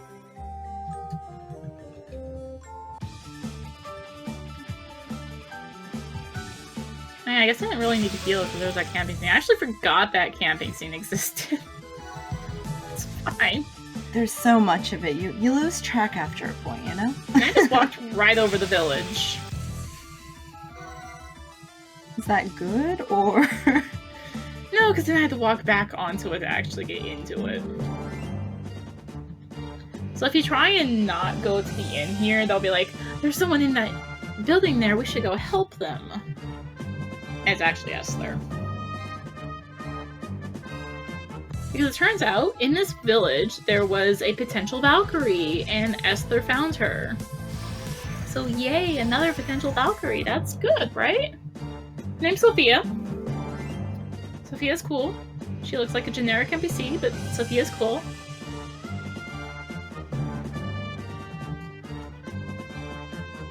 So Esther has rejoined the party. She doesn't have any weapon equipped because that's what they do when they have someone leave your party, is they take off their weapon. Oh boy. Wait, does Julia's weapon have anger on it? What the heck? Just noticed that she put anger on her enemy. I don't know the specifics of what anger does. I think it's described in the tutorial, and I don't trust the tutorials because they say healing points don't exist on easy mode. So.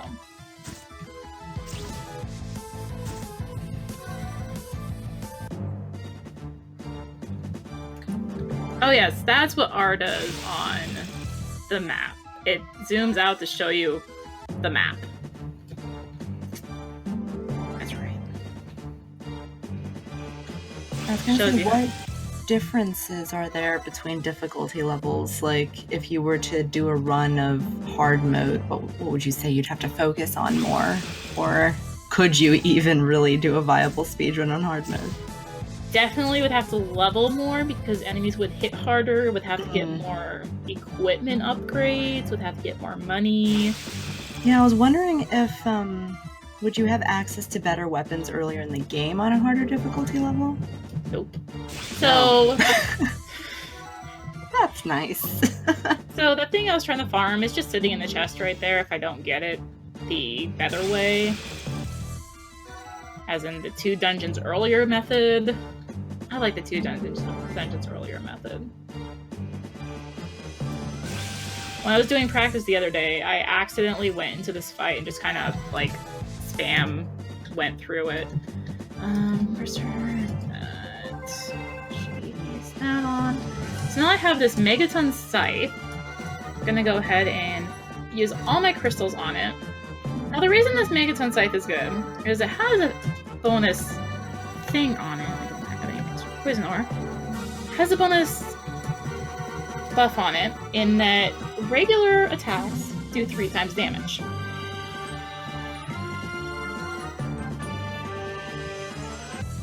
So just watch Julia's damage here.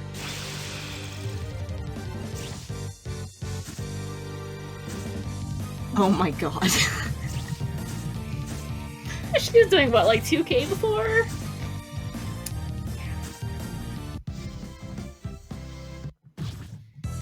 It's a pretty good weapon. You can imagine why it's nice to get it early. I'm gonna go ahead and take off the Berserk gems again.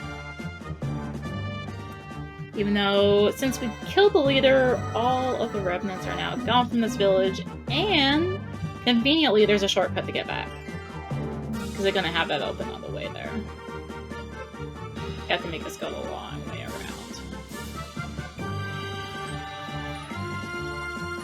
So now that's all done, the people from the capital show up and they're like, oh, we heard there was a potential Valkyrie here. And so she goes off with them, and we also find out that the king wants to see us. They finally get us the letter. It's like, hey, the king wants to meet you.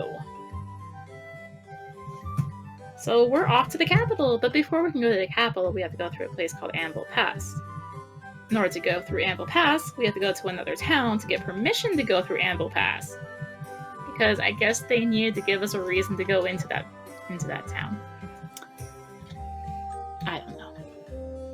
Rennie, Space Dot's asking if any percent just means beating the final boss, since you did mention that there were multiple endings in this game. Yeah, it just means beating the final boss on the normal ending, which is just going through the game. Okay. There is a true ending where there's another final boss. Ooh.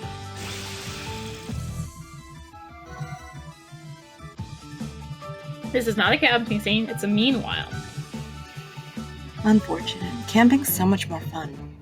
I know. We get random nonsense instead of sort of story. So Sophia's now at the capital. She got there really fast. Why can't we get there that fast? And she's already in her Valkyrie garb. But don't worry. Sophia's not important. There's not a reason to keep bringing her up.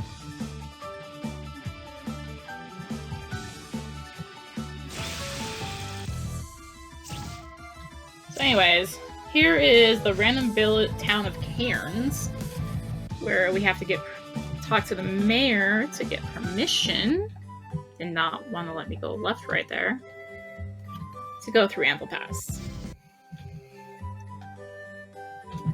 So this game does have one sort of glitch in it, and it's not very useful. In fact, it's kind of annoying. I'm pretty lucky to not have done it so far.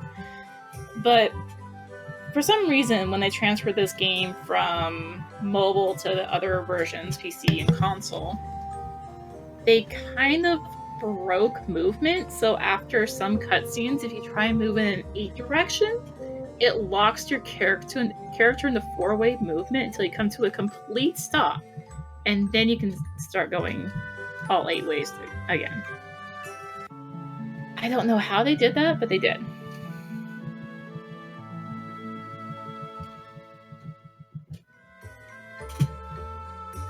And that's the NPC who gets in my way, who appears with a side quest.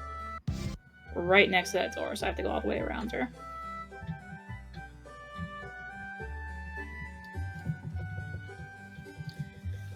Oh, I know I forgot to put on Julia, and why we're not faster than we are. Not that it matters, I believe, but I am gonna go ahead and fix this. Should have done this earlier, but I always forget it when I don't get the Megaton Scythe earlier. I'm supposed to put a high-speed ring on Julia. That kind of speeds her up.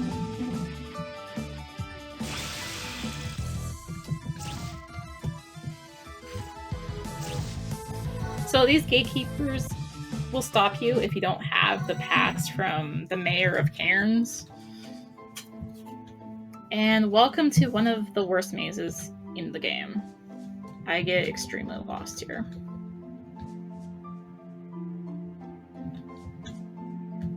Because everything kind of just looks the same. And there's a lot of encounters. So basically you just have to memorize which path to take. Mm-hmm. Oof. There's a lot of encounters that will distract you and make you lose where you are, and especially encounters that go faster than me, so I have to keep healing. Because I am getting to the point where I'm very underleveled again. I think they expect you to be about level 30 or 35 in this dungeon, and I'm 23. How underleveled is too underleveled for this game? When bosses just basically one-shot you and you don't even stand a chance.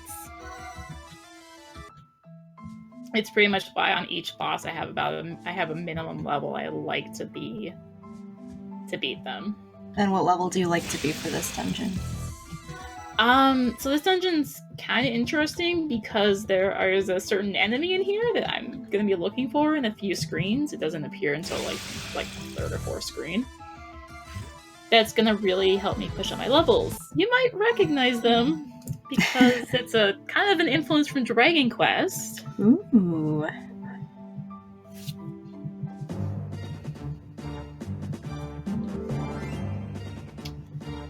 So hopefully I'm looking for at least 2 encounters with them. More is better, but I want to end this dungeon around level 30. And this will set me up good for the next dungeon as well, so I don't have to fight anything there.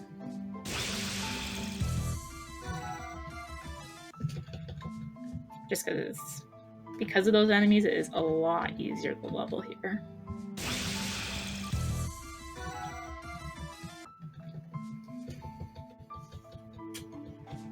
So I really don't like the scorpions in this dungeon. They're fast and they hit hard. They were nice earlier when I really need the experience, but now I just don't want to fight them. And dragons are probably the worst thing to see here. If you get an encounter with a large enemy dragon, you just have to pray you get a turn before it wipes you out.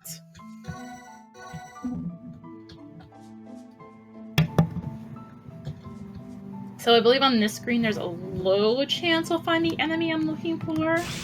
I don't count on it quite yet, so I'm not going to put the Berserk gems back on quite yet. I will, however, after this next screen.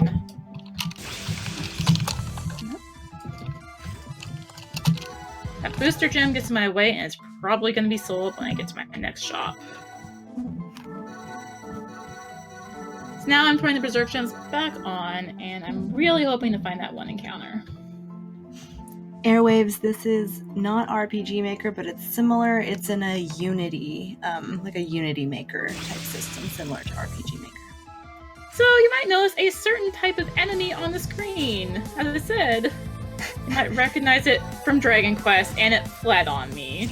Yes, there's metal slimes. I was one hit short of killing it. Chat, you were right.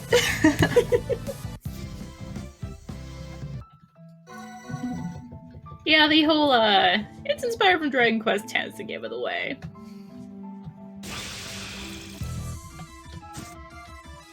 So unfortunately, that one ran, so I have to really hope I get another one here. Oh my gosh, are you kidding me? Okay, well, we'll kill that encounter, no problem. Why are they running? It does look kind of like Koromon from Digimon, too.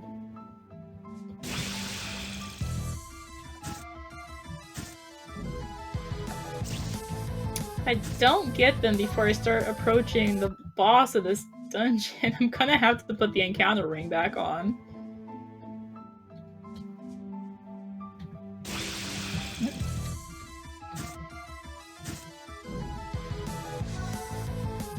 Why are the little slimes so scared of you?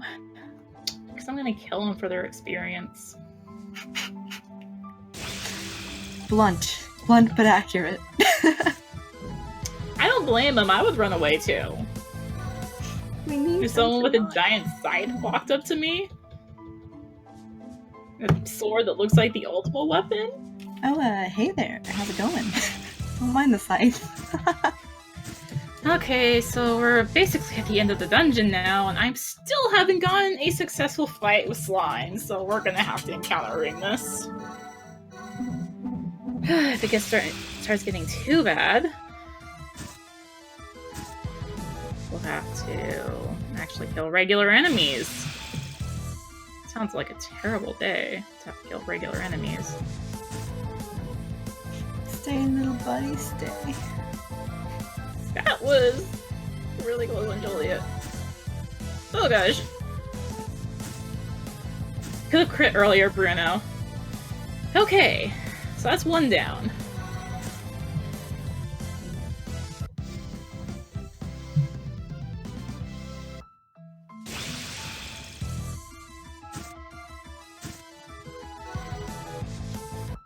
Just gonna go ahead and kill this one. It's here. Still don't fight large enemies, though.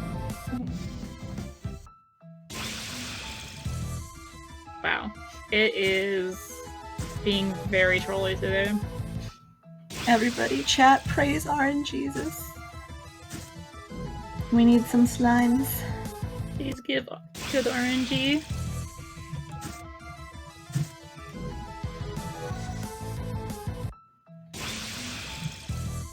Okay.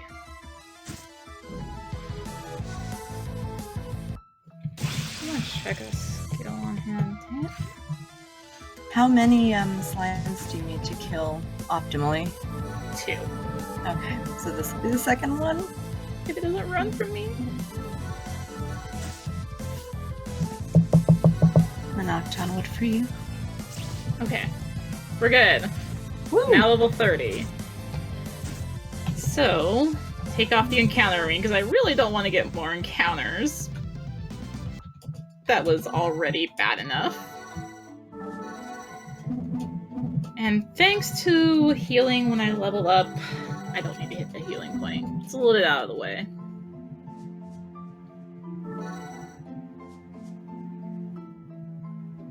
So Ingvar's back, and they're still kind of making fun of his name.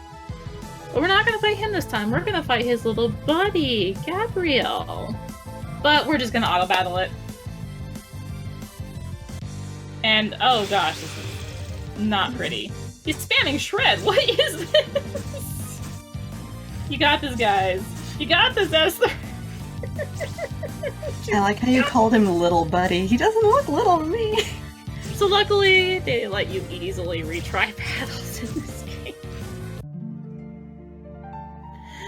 Okay, so he's gonna attack. I'm actually gonna heal because I don't like Albert's HP right there.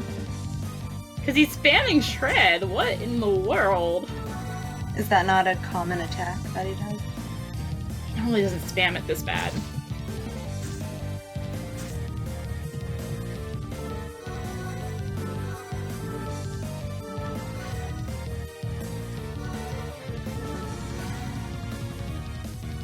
My attack is also getting lower. Okay.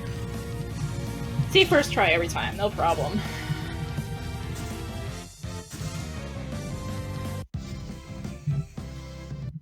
So Shred is spamming Shred like that is about the one thing in that fight that can just really kill me. Berserk gems. Heal up and let us go. By the way, we are done with camping scenes. Oh my gosh. What is this game now? It's not Camping Simulator anymore. So welcome to the Royal City of Esperance, where I hopefully don't mess up the menu. I'm gonna save before I do it. Press F to pay respects for the death of our camping scenes. Wait, Bella just opened the menu. Oh no! Yeah, does the frequency of meanwhiles increase now that we don't have camping? I don't think they do actually. So nice. So sell those. I want to sell the Jewel M's. Just kind of a inventory clean out here, really. Okay, and I need to buy the sword, chakram, dagger, not vitality, 3 high-speed rings, and then as many crown replicas as I can get. If I've gotten a lot of money, I can get 4 of them, which is ideal. If I haven't, then I can get 2 to 3. Hopefully 3.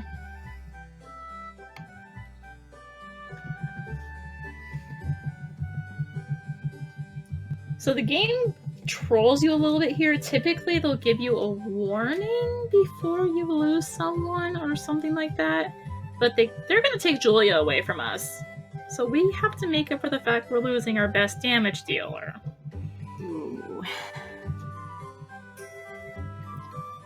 Now, if you remember, at the start of the run, I was picking up a bunch of poison ores. This is going to sort of make up for the lack of Julia.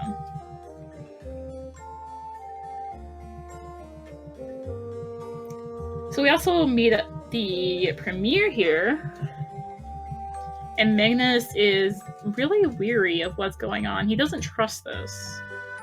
Okay. Let's do the menu. High speed rings. And I want to go ahead and... Where's my mouse? Add poison to everyone's weapon.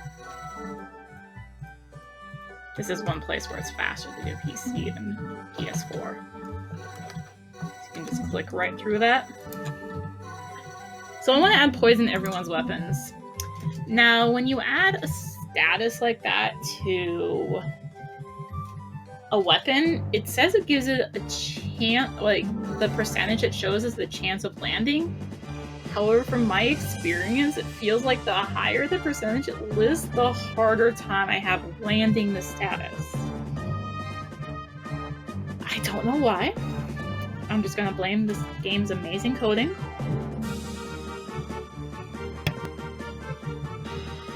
Also, I forgot one part of that menu. The most important part of that menu, I always forget. So I'll have to do another menu after this cutscene here. So anyways, we're finally getting to meet the king. And it's all happy, but this priest is like, come forth, demons, and he basically triggers everyone in that room who can become a revenant to become a revenant. And the revenants appear and end up killing the guards, and they kill the king. Ooh, rip. Goodbye, king. And we also have to protect the premier from being attacked because, well, yeah. Oh, and look who it is! It's actually Valderin in disguise, one of the knights here. But then the Valkyrie chief comes to the rescue of the premier and gets them out of here. And Valderin just kind of escapes out. Like, bye. But, goodbye, king. But because we're the only ones left here now, they think we killed the king. Oh, gosh. So we have to escape out of the castle. And then the princess saw everything because the princess was hiding, even though she was told not to be here. Soap opera intensifies. Yes. Alright. I need to go into strategy action. I changed my formation. I need to put everyone into the rear guard. This is a very important part for the next fight to make it more consistent. And not a just nightmare. It was a nightmare for the longest time until I discovered the rear guard strat. And what is the rear guard strat?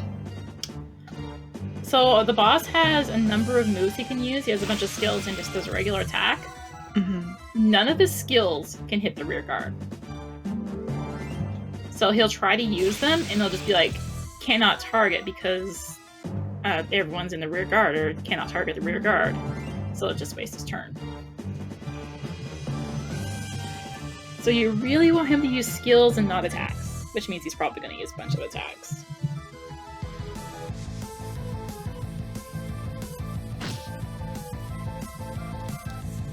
Yeah, before doing rear guard, this fight was an absolute nightmare.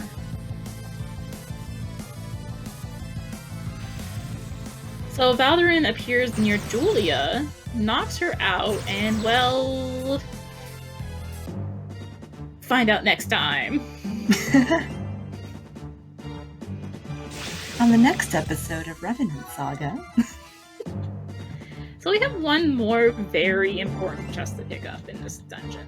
Or really in this run. I think it's the last chest I actually opened in the run. It's a TikTok hoop. Sounds just like a generic weapon, right? Well, you'll find out why it's important. I'm gonna save it. You know there's auto saves. I don't trust them. Just to be on the safe side. So this one looks tough. This is called the Revenant General. And like I said, he used to be a nightmare. So I'm going to start this fight off by just auto-attacking until it looks like he's really trying to kick my butt. One more attack, and... oh, that's fine. Yeah, okay. Gotta go into actual fight mode here. So I was really hoping that he would get poisoned just like that, like when I use double slash like that. So I'm going to buff up Esther, even though she's going to be healing. Blazing Sun is his only move that can actually hit me. I'm gonna attack. So Shining, I haven't really used Shining much, but what Shining does is it does extra damage to Revenants. So any enemy that's a Revenant takes extra damage, and now he's no longer poisoned. That's very unfortunate.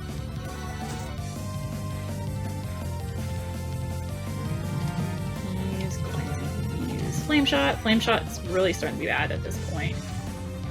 Okay, there's another poison. She needs to heal again. And... so, you're noticing the damage from poison. That's why I really want to get poison on him.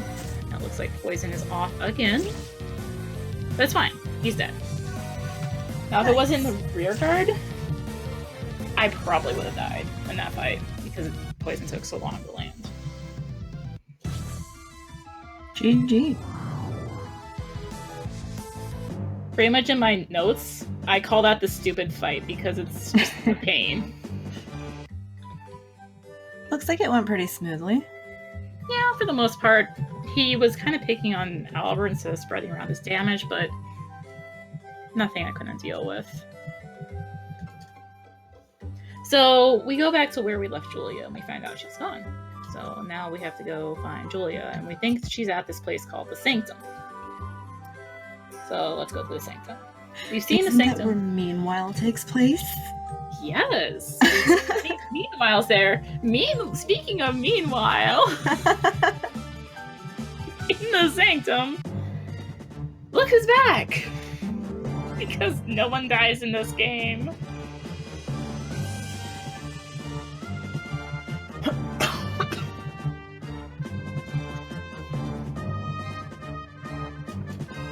Yeah, I went way too long without any sort of drink there. So luckily camping scenes are still done. So we just gotta make our way to the Sanctum.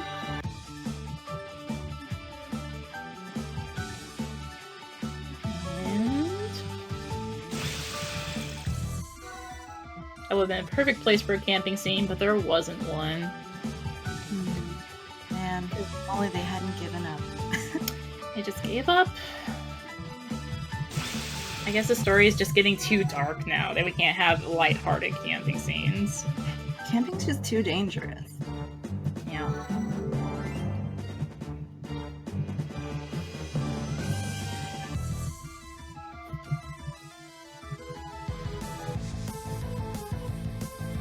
So anyways, we find Julia, and she's trying to, Dr. Moreau is like, so yeah, I've turned Julia back to my side, and Julia's like, you have to kill me. You have to kill me. And Albert's like, I don't want to fight. Okay, I'll fight. Fine, we'll end you. So there's one lucky thing about this fight. If you remember, when party members leave, they take off their equipment, or at least their weapon. She doesn't have the Megaton Scythe equipped anymore. So anyways, I want to buff up Esther and Albert here, because I think that was not the right skill. Esther can do a lot of damage, and so can Albert. And Bruno's just the buffing machine still.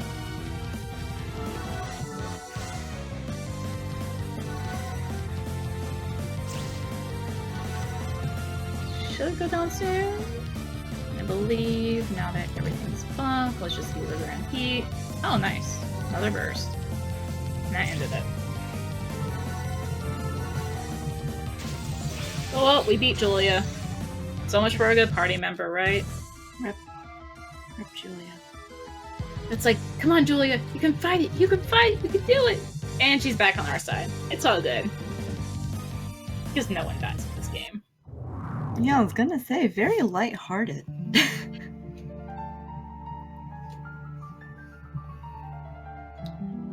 And now Dr. Moreau's like, after all I've done, just please end my life. Oh my god. Jesus. So Julia ends up killing him. She kills her own father. Mercy kill, whoa. Yeah. Julia's a savage. So now Julia's back in the party without a weapon equipped because for some reason she decided to unequip the Megaton Scythe. I mean, it was good for that battle. I don't think we could win if she had it on. Wait, hold on, Rennie, hold on. Is the king still alive? No, the king is dead. Oh. And Dr. Moreau is actually dead now. Oh. I think. I mean, maybe he's alive in the true ending. Ooh. It's a mystery. So stairs in this game are actually a pain, because if you try and just go straight on them, you're just gonna run right into the edge. So let's go ahead and not the guard gem. They're just putting a bunch of random gems in my inventory here. Buff up the Megaton Scythe a little bit more. And it's like, huh, we recognize that Valkyrie. Well, it's Sophia! You know that person I said wasn't important? Well, there's a reason they kept name dropping her. We had to fight her here. Ooh. Poor Sophia. Are we gonna Because, save her? well, she's a Revenant now. So we're just gonna go ahead and auto battle this fight. And she's also susceptible to poison. And Albert's dead. Oh well. She's poisoned. She's dead. Goodbye, Sophia. So we're gonna purify her. She's gonna be gone. Bye, Sophia. We barely knew you. Why has it come to this? We're having to kill people we barely even knew. Time to unequip the Berserk Gems again. Heal up. And I hope you guys are ready for a lot of just running from battles and going between cutscenes. Because that's what the next about 15 minutes is going to be. The soundtrack to this game is that I Will Remember You song. You don't even need the game's music. Just play that in the background. Make this actually a musical. Oh my god.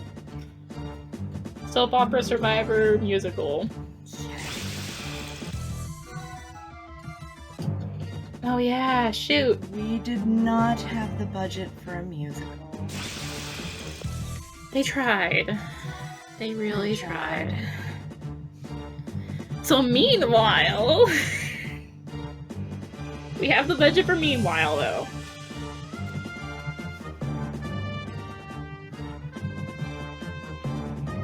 Now the princess is in charge. So all should be good, right? The castle will stop chasing us. Actually, she does tell him to stop chasing us because she knows. She was there. She saw it. We didn't kill the king. So they tell him to stop chasing us.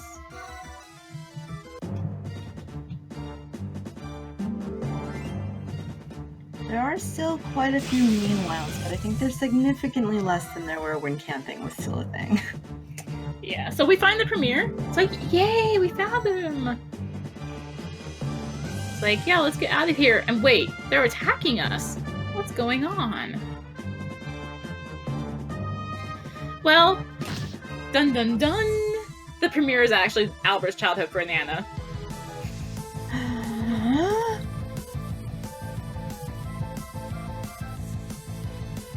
The big plot twist. My god, she does not look okay. Oh, and she's half Revenant too, by the way. Yeah, of course. That's just how the story goes. Everyone's half Revenant. Yeah, and she's on the bad side. That's why the Sanctum has been running the way it has, is because she's been on the bad side. But it's okay. Baldur comes to save us and teleports us to his hideout. Ooh. Ugh, SMH, Anna, what are you doing? So now we need to go find our party members, and apparently Baldur really likes living in a maze. I guess it makes for a good hideout. Lots of places to hide if it wasn't a straight path. Sorta straight. A linear path, I think, is the more accurate term here. Inspiration for this game was a bad camping trip. It was. Where they got lost. Yeah, got lost. There were mazes there. Everyone's half demon. Oh, I'm sorry, Revenant.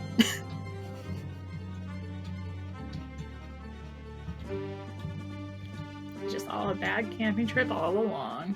Anna is not okay.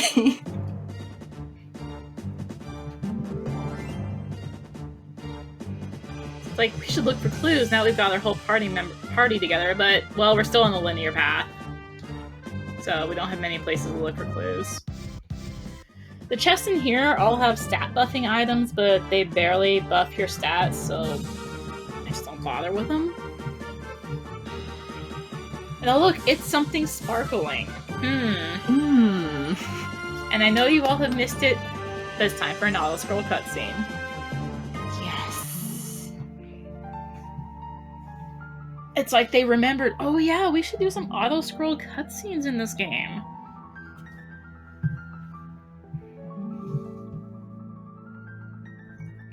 Where's a hydration bot? So now it's like, okay, so you need to go do this trial, and once you do, you'll have strength equal to the divine. What the trial really does you is give you more skills for when you're transformed. Which, again, we don't transform ever. So really, they just make us go there to go there.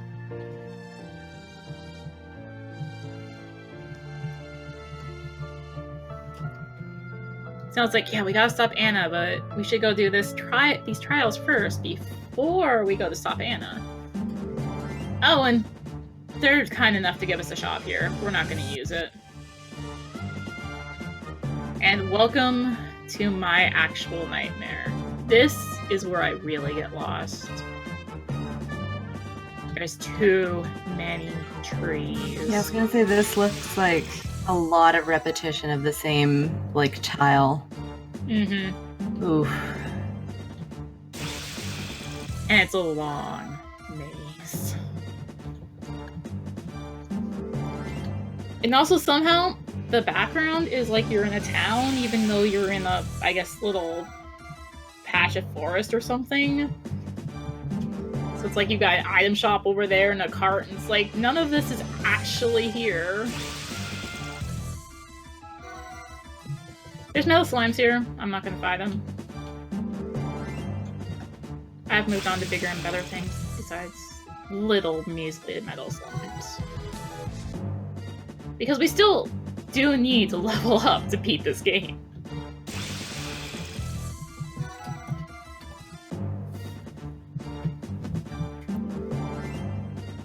Gosh, imagine actually navigating this forest. I just go through the trees. Oh, the little slime. And I went the wrong way. Like I said, very easily lost in here. So you don't need to take those slime encounters here? You're good on experience? Nope. Ah, very nice. Well, I'm not good on experience, but I don't need these slimes. Like I said, I've moved on to bigger and better things. Besides little metal slimes. Ah, rip the slimes. Poor little guys.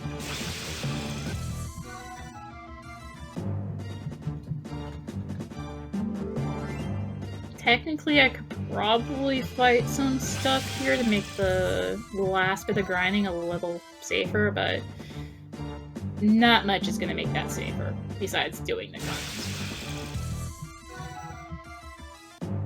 It's just too much of a pain. I think typically when you're going through this maze, you can just sort of follow where you have the dirt path, and that'll usually get you through. But not always.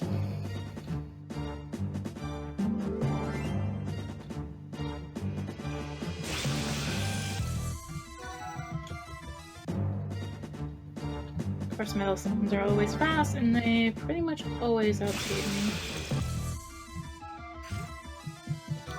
So I don't really want to see them when I'm going through here, because they just waste a little bit of time. But the good news is we're done with the maze. We made it! Woo! And look, there's a ship that he left for us.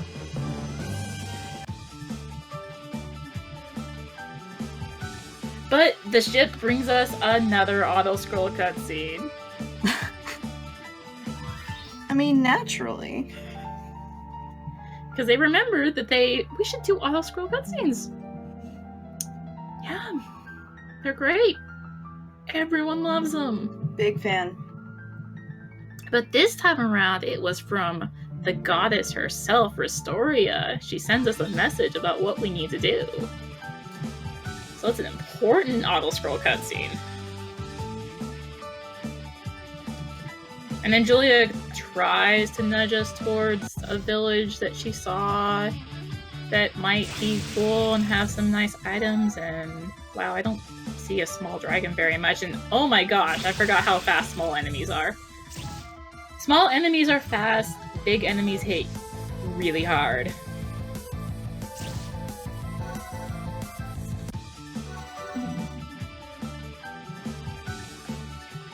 So I'm not actually going to go do the trials yet, because I do need to level up.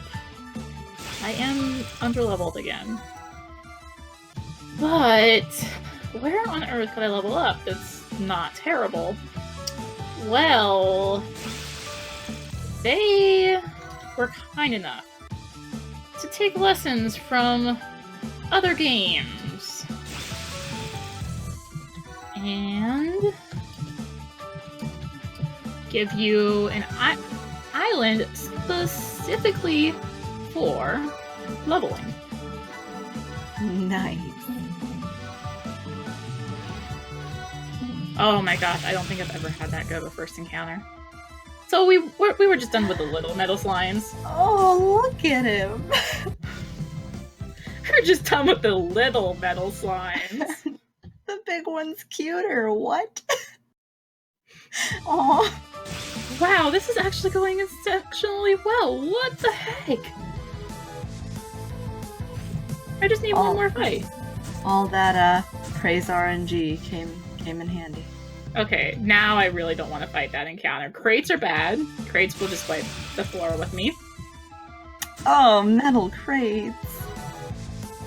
And we're done. That's the grind. That is the best grind I've ever had. Randy, did that crate just run away? Yeah. So, why? The crates on that island give you, I think it's like 600,000 gold each. It might be more like 6 million. I don't know. It's a lot of money. I don't need money. So anyways, now that we're at our end-game levels. This is about the level we're going to beat the game at. And this is why I turned on Battle Shortcut at the start of the run. Or, well, before I actually started the run. Because it means that any encounter that is far below my level, I just automatically kill and go to the victory screen. Nice.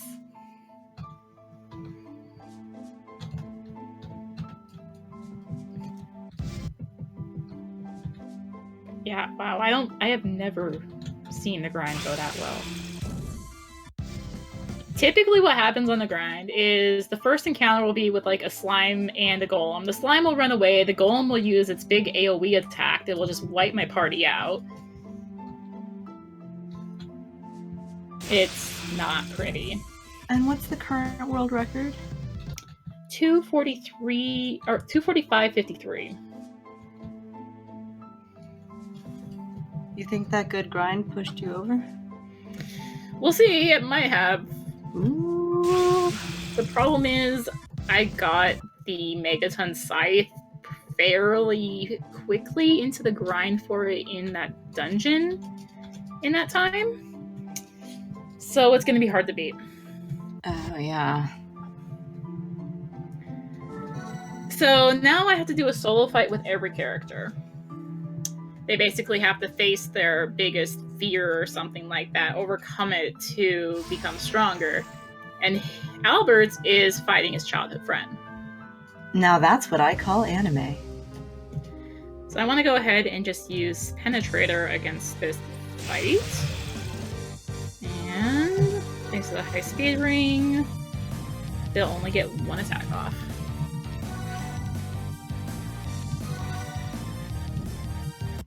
So it was actually Magnus pretending to be Anna, and then Magnus goes back inside Albert, and he becomes stronger, gets a skill for transforming, and we never use it.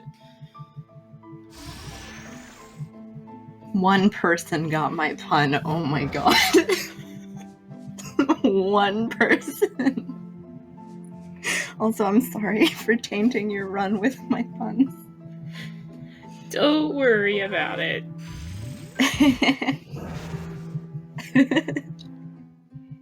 So it's like, yay, Albert passed a trial.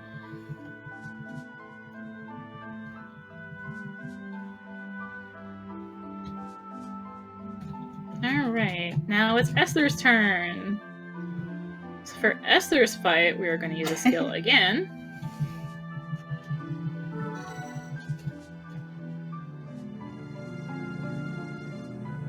So Esther's biggest fear is herself and facing her past. So that's what she has to overcome. And she has flashbacks to when she was brought into the order and when she was trained and all that. So she has to fight herself. Nice.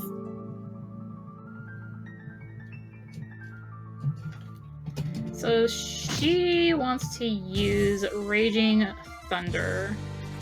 Again, the enemy is going to get in their skill off. Wow, that was a bad Mind Reducer. What Mind Reducer does is it increases my synchro gauge. If it hits 100%, there's this chance every turn that I will lose control of that character and they'll just do a random attack. The only character I really care about that on is Bruno. I don't want him doing random attacks. So yay, Esther defeated herself.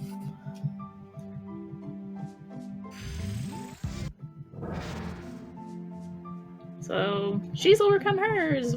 We're halfway there.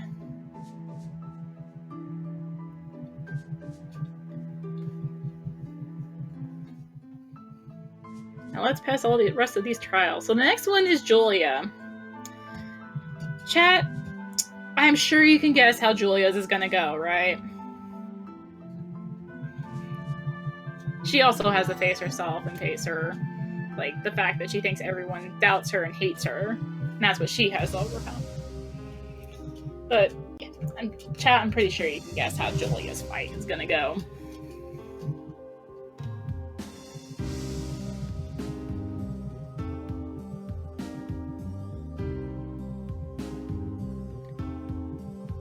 Dr. Moreau's like, you murderer! You murdered me! How dare you!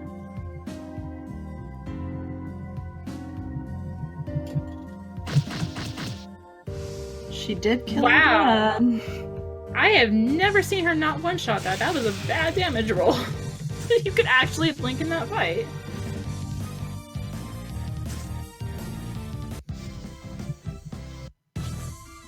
First time I've seen her not one-shot that fight. It's paying you back for the good grinding session. I think it is. So, unfortunately, Bruno ended up at level 58. I really don't like level 58 on him because his best skill does a number of hits based on the sum total of his tens and ones digit. And at level 58, his sum total is 1. Also, for some reason, they couldn't properly line them up with the door. They put him into the wall. So, because of that, he's just going to be auto-battling.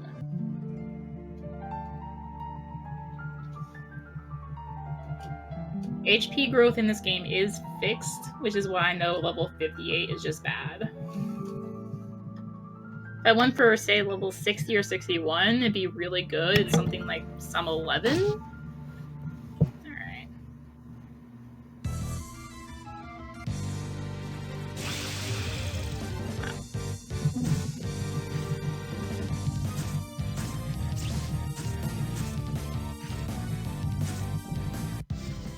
So anyways, he had to face the fact that he lost his sister and had to overcome that from his past, and that was his trial. And the demon inside him, Rahab, she was pretending to be her, alleged like Magnus was pretending to be Anna.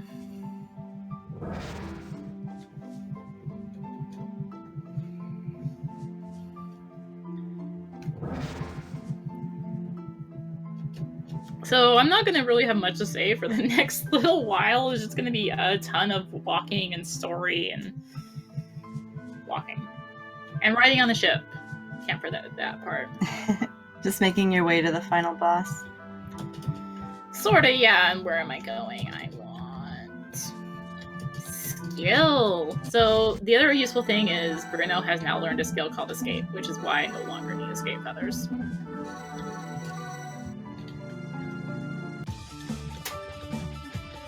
So there are some encounters where I won't auto-kill them, especially big ones like that. So before I head for the final dungeon, I have to go to the Sanctum, because as far as we know, we still need to go to the Sanctum because that's where everyone is, and well, it looks like something bad has happened at the Sanctum. And the princess is now at a place called Revenant Fort. So before we can go to the final dungeon, we have to go to this fort and go rescue the princess.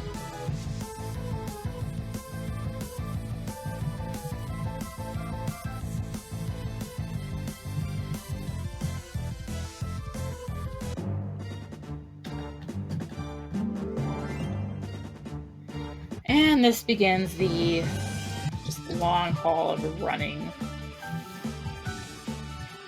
I'm gonna try and park my ship in a particular spot there. Hopefully that was the right spot. Oh, I meant to ask earlier, are there any other party members you could potentially have, or is it just these 4? It's just these 4. Okay.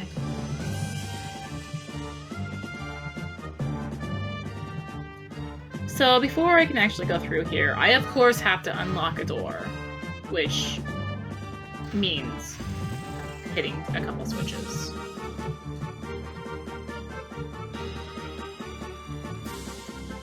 So that one is out of the way, because they of course had to put one out of the way. It wouldn't be Revenant Saga without an out of the way trigger for a door.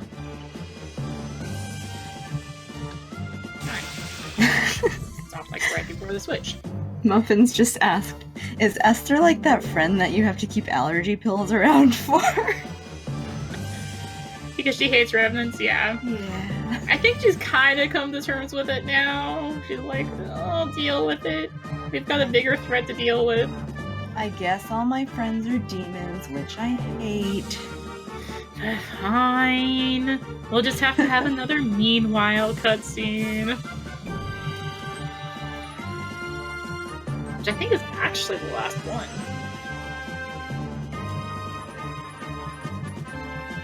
So much like we've lost Camping Simulator, we're gonna lose Meanwhile Simulator.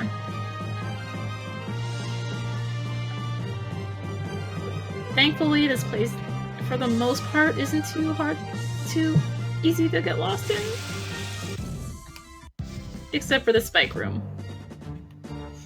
Alright, you mentioned spike movement being really annoying earlier. So I had to walk in the right part of the path without going onto the spikes. Otherwise it staggers my movement. At this point, I don't care that the spikes are draining my health. It really doesn't matter. My entire party could be at 1 health. I'd be like, okay, sure.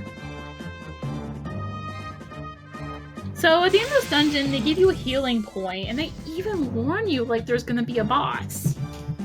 That's nice of them. Oh my gosh, it's the king! He's alive! Oh my god. You lied to me! Now see, he's actually the Revenant king. He's not. He's of course a Revenant. So they act like, oh, we're gonna have to fight him, and we kill him in 1 hit in a cutscene. I guess we're just too strong now. Y'all got debated. So there's no boss here. The king was alive, but now he's dead. Actually dead. And we saved the princess. Yay. And thanks to saving the princess, I guess. Actually, no, it just happens that the resurrection of the Demon King happens at the same time. The final dungeon appears. So is he now actually dead? Yes, he's now actually dead. Oh my gosh. Escape. So keep an eye on my ship during this cutscene.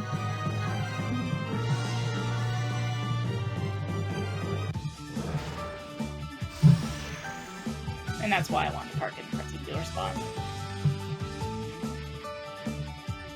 Because they run their ship right into mine. Right into yours, yeah. It's amazing we still have a ship. I guess they just fused. It's now one ship. Don't question anime logic. Yeah, good point. Magic ships, everyone's half demon. The king was a demon. No one's actually dead. The only one not a demon is Esther.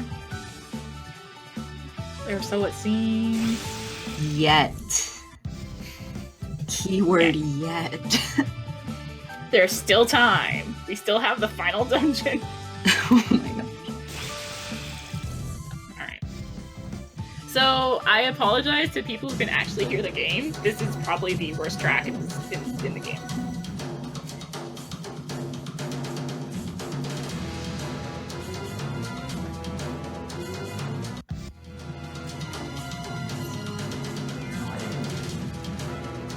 And the worst part is, you almost only hear that little starting bit because of the encounters.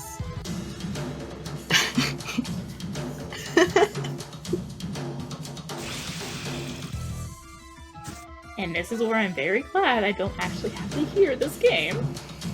Oh my gosh. So before I go into this fight, I'm going to use a gauge coolant on Bruno and Esther, actually. Just to make sure their thing doesn't go too high and I'm forced to not have them for a turn or two. So we finally get to fight Valderin after all this time. Bruno is going to buff up Julia. Esther is going to use a new move she has called Speed Guard, which will lower his speed and defense by one thing. Albert's going to not use Penetrate, he's going to use Attack. Buff Julia again. My controls are kind of lagging right now. Raging Thunder. And there goes Valderin. After all that, he just kind of dies. Anticlimactic finish. Yeah. But before he actually goes away, he has to have a long talk.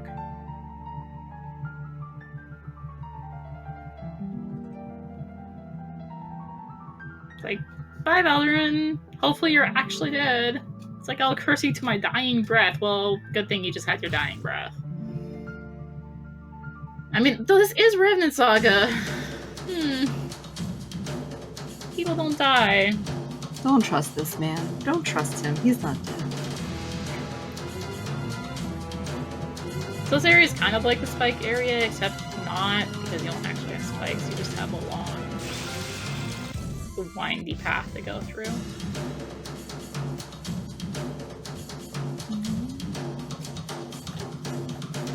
It's another screen I tend to get a little lost in.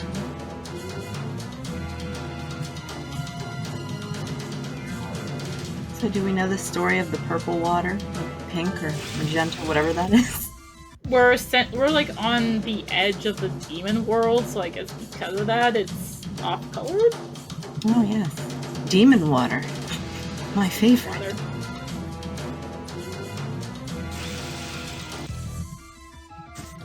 Alright. This is there's two screens like this, and I always get lost in them. Because of course they all look the same. Yes, even the water is part demon. I mean, it wouldn't be Revenant Saga if it wasn't part demon, so yeah, of course the water has to be part demon. Come on, guys. Haven't you been watching the story? Okay, don't worry about this one. I definitely want to heal.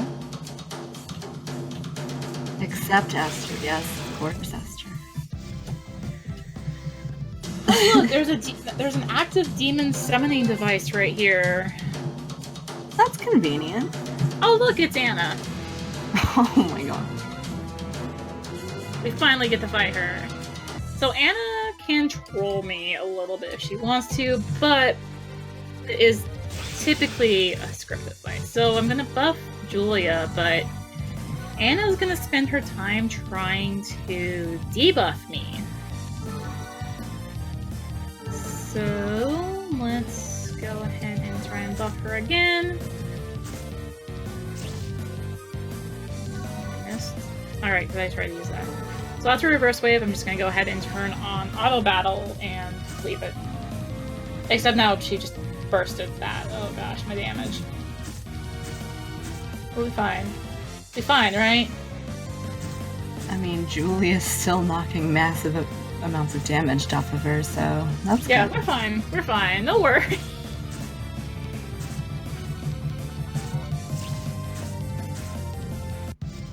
So it's like, thank you, Albert. So it's right at the end, Anna comes to her senses, like, I'm sorry for all I did. Thank you for saving me. And then she blinks out of existence. Yeah, she's actually dead because we did the thing for her. They purified her. And welcome to Rini gets exceptionally lost because this area all looks the same.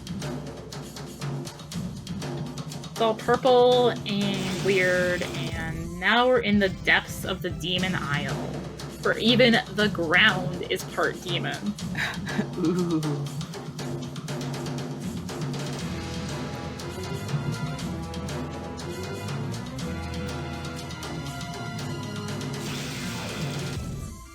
And it's pretty much a straight shot.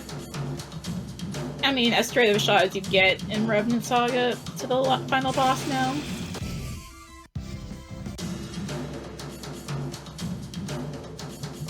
Straight shots in this game, of course, involve going twisty-turny, but... About as direct as you can get with this game. Yeah, pretty much.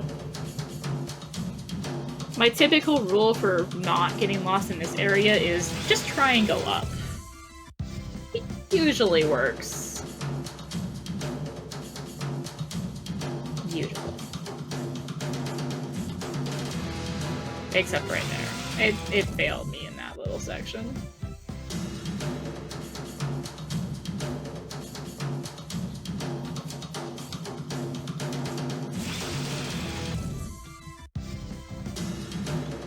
So you know how everyone's like half Revenant? Well, the secret is Esther's not half Revenant, she's full Revenant.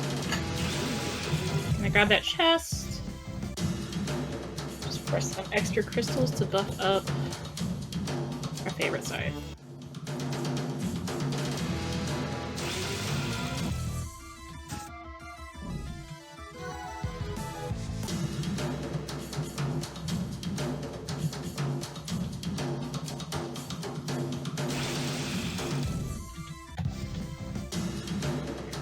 I think this is the right way. It's another one where things just start looking the same. Just dropping so many wads of cash on the ground. Oh yes, Someone ever the came tiger. through here. Oh yeah, I forgot about that crate. Aww. I don't know what's in it. No idea. Hey look, a metal slime.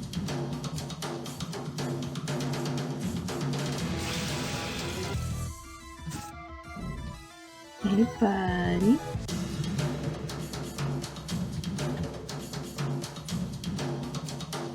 We're almost at the end here.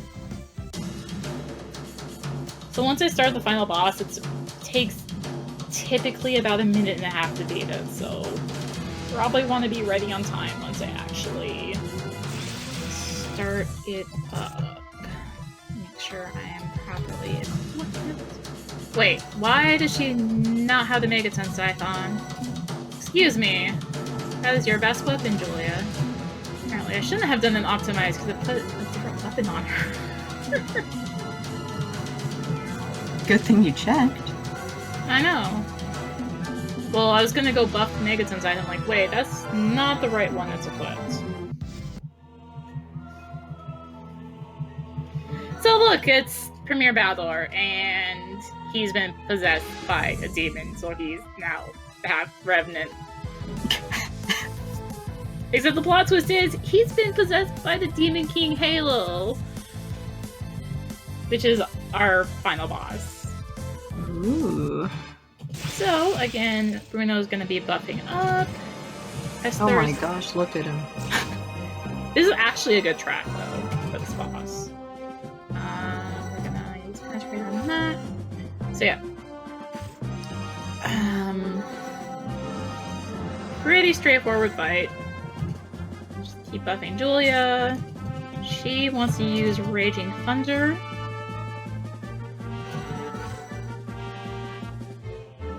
I have to kill that first hand just so that Julia actually hits the right target.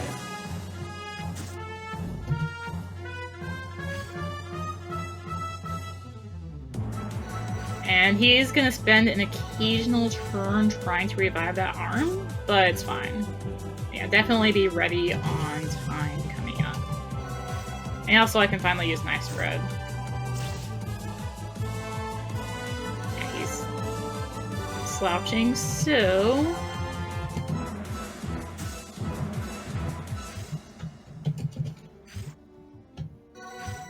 And that's time.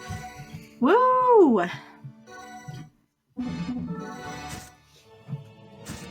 So yay, we beat the Demon King.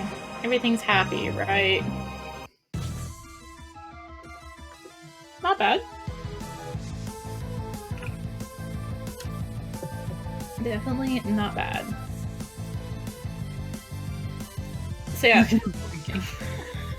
We beat the Demon King. It's like he kind of hints towards what we need to do in the true ending, I think, here. This was a plan all along to use me to destroy his hands with it. Destroy his robe again, that's hands dirty. Use the real devil here. They're thinking that I guess he thinks that Ristori is actually the bad guy. But it's like, yeah, I don't believe him. But oops! The Demon King just tried to kill Esther. You know what this means? Uh-oh. Don't do this to me, Revenant Saga, please. And there goes Esther.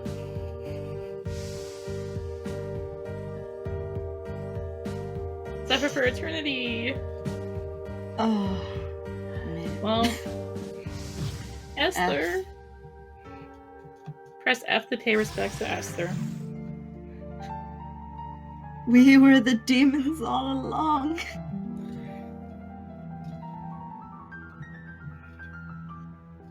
It's like, how can that be said? She's dead. It's like, crying's not gonna do any good. There is one way to bring her back, though. Fuse her with a demon? Turn her into a remnant. Oh my god. And fortunately, we have a nearby facility to do it. Oh my god. Let's do it. She'll be able to overcome the demon inside her. She can do it. We believe in her. If not, we'll kill her. It's her worst nightmare, though. She always dreamed to be a Valkyrie. Now her dreams are shattered. Oh my goodness.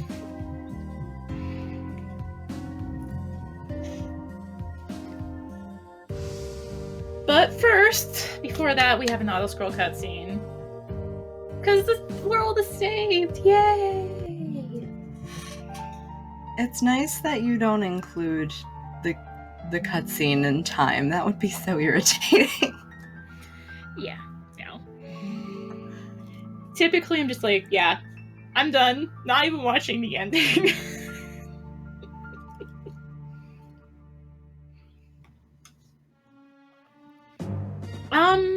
A few minutes, maybe? Considering I came in a fair amount underestimate, too. The main part really is this auto-scroll cutscene. Where everything's happy, the princess is in charge now. Woo. But it's said that the heroes who saved the world were never seen from again. Or seen or heard from again. Well, who wants to watch credits? I guess we do, because I still have to watch them. Can I? No. We just have to speed them up. All right.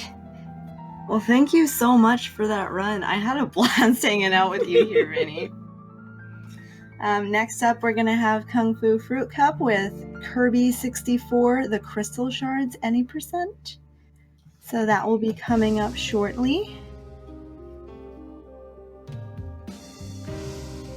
Esther's back, yay! Except she's like...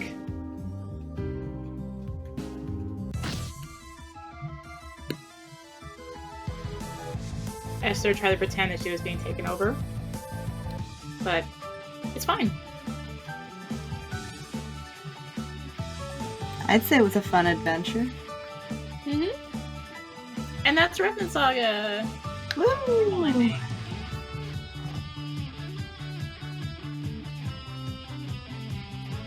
Yeah, well, thank you guys for having me. I don't really have anyone to shout out. Just keep watching. Watch all these amazing ladies do awesome speedruns of much better games than this. Be nice to your game. Well, I'm going to shout out Rini for an amazing run, and we will be moving on to Kung Fu Fruit Cup and Kirby 64, the Crystal Shards, any %. Thank you, guys.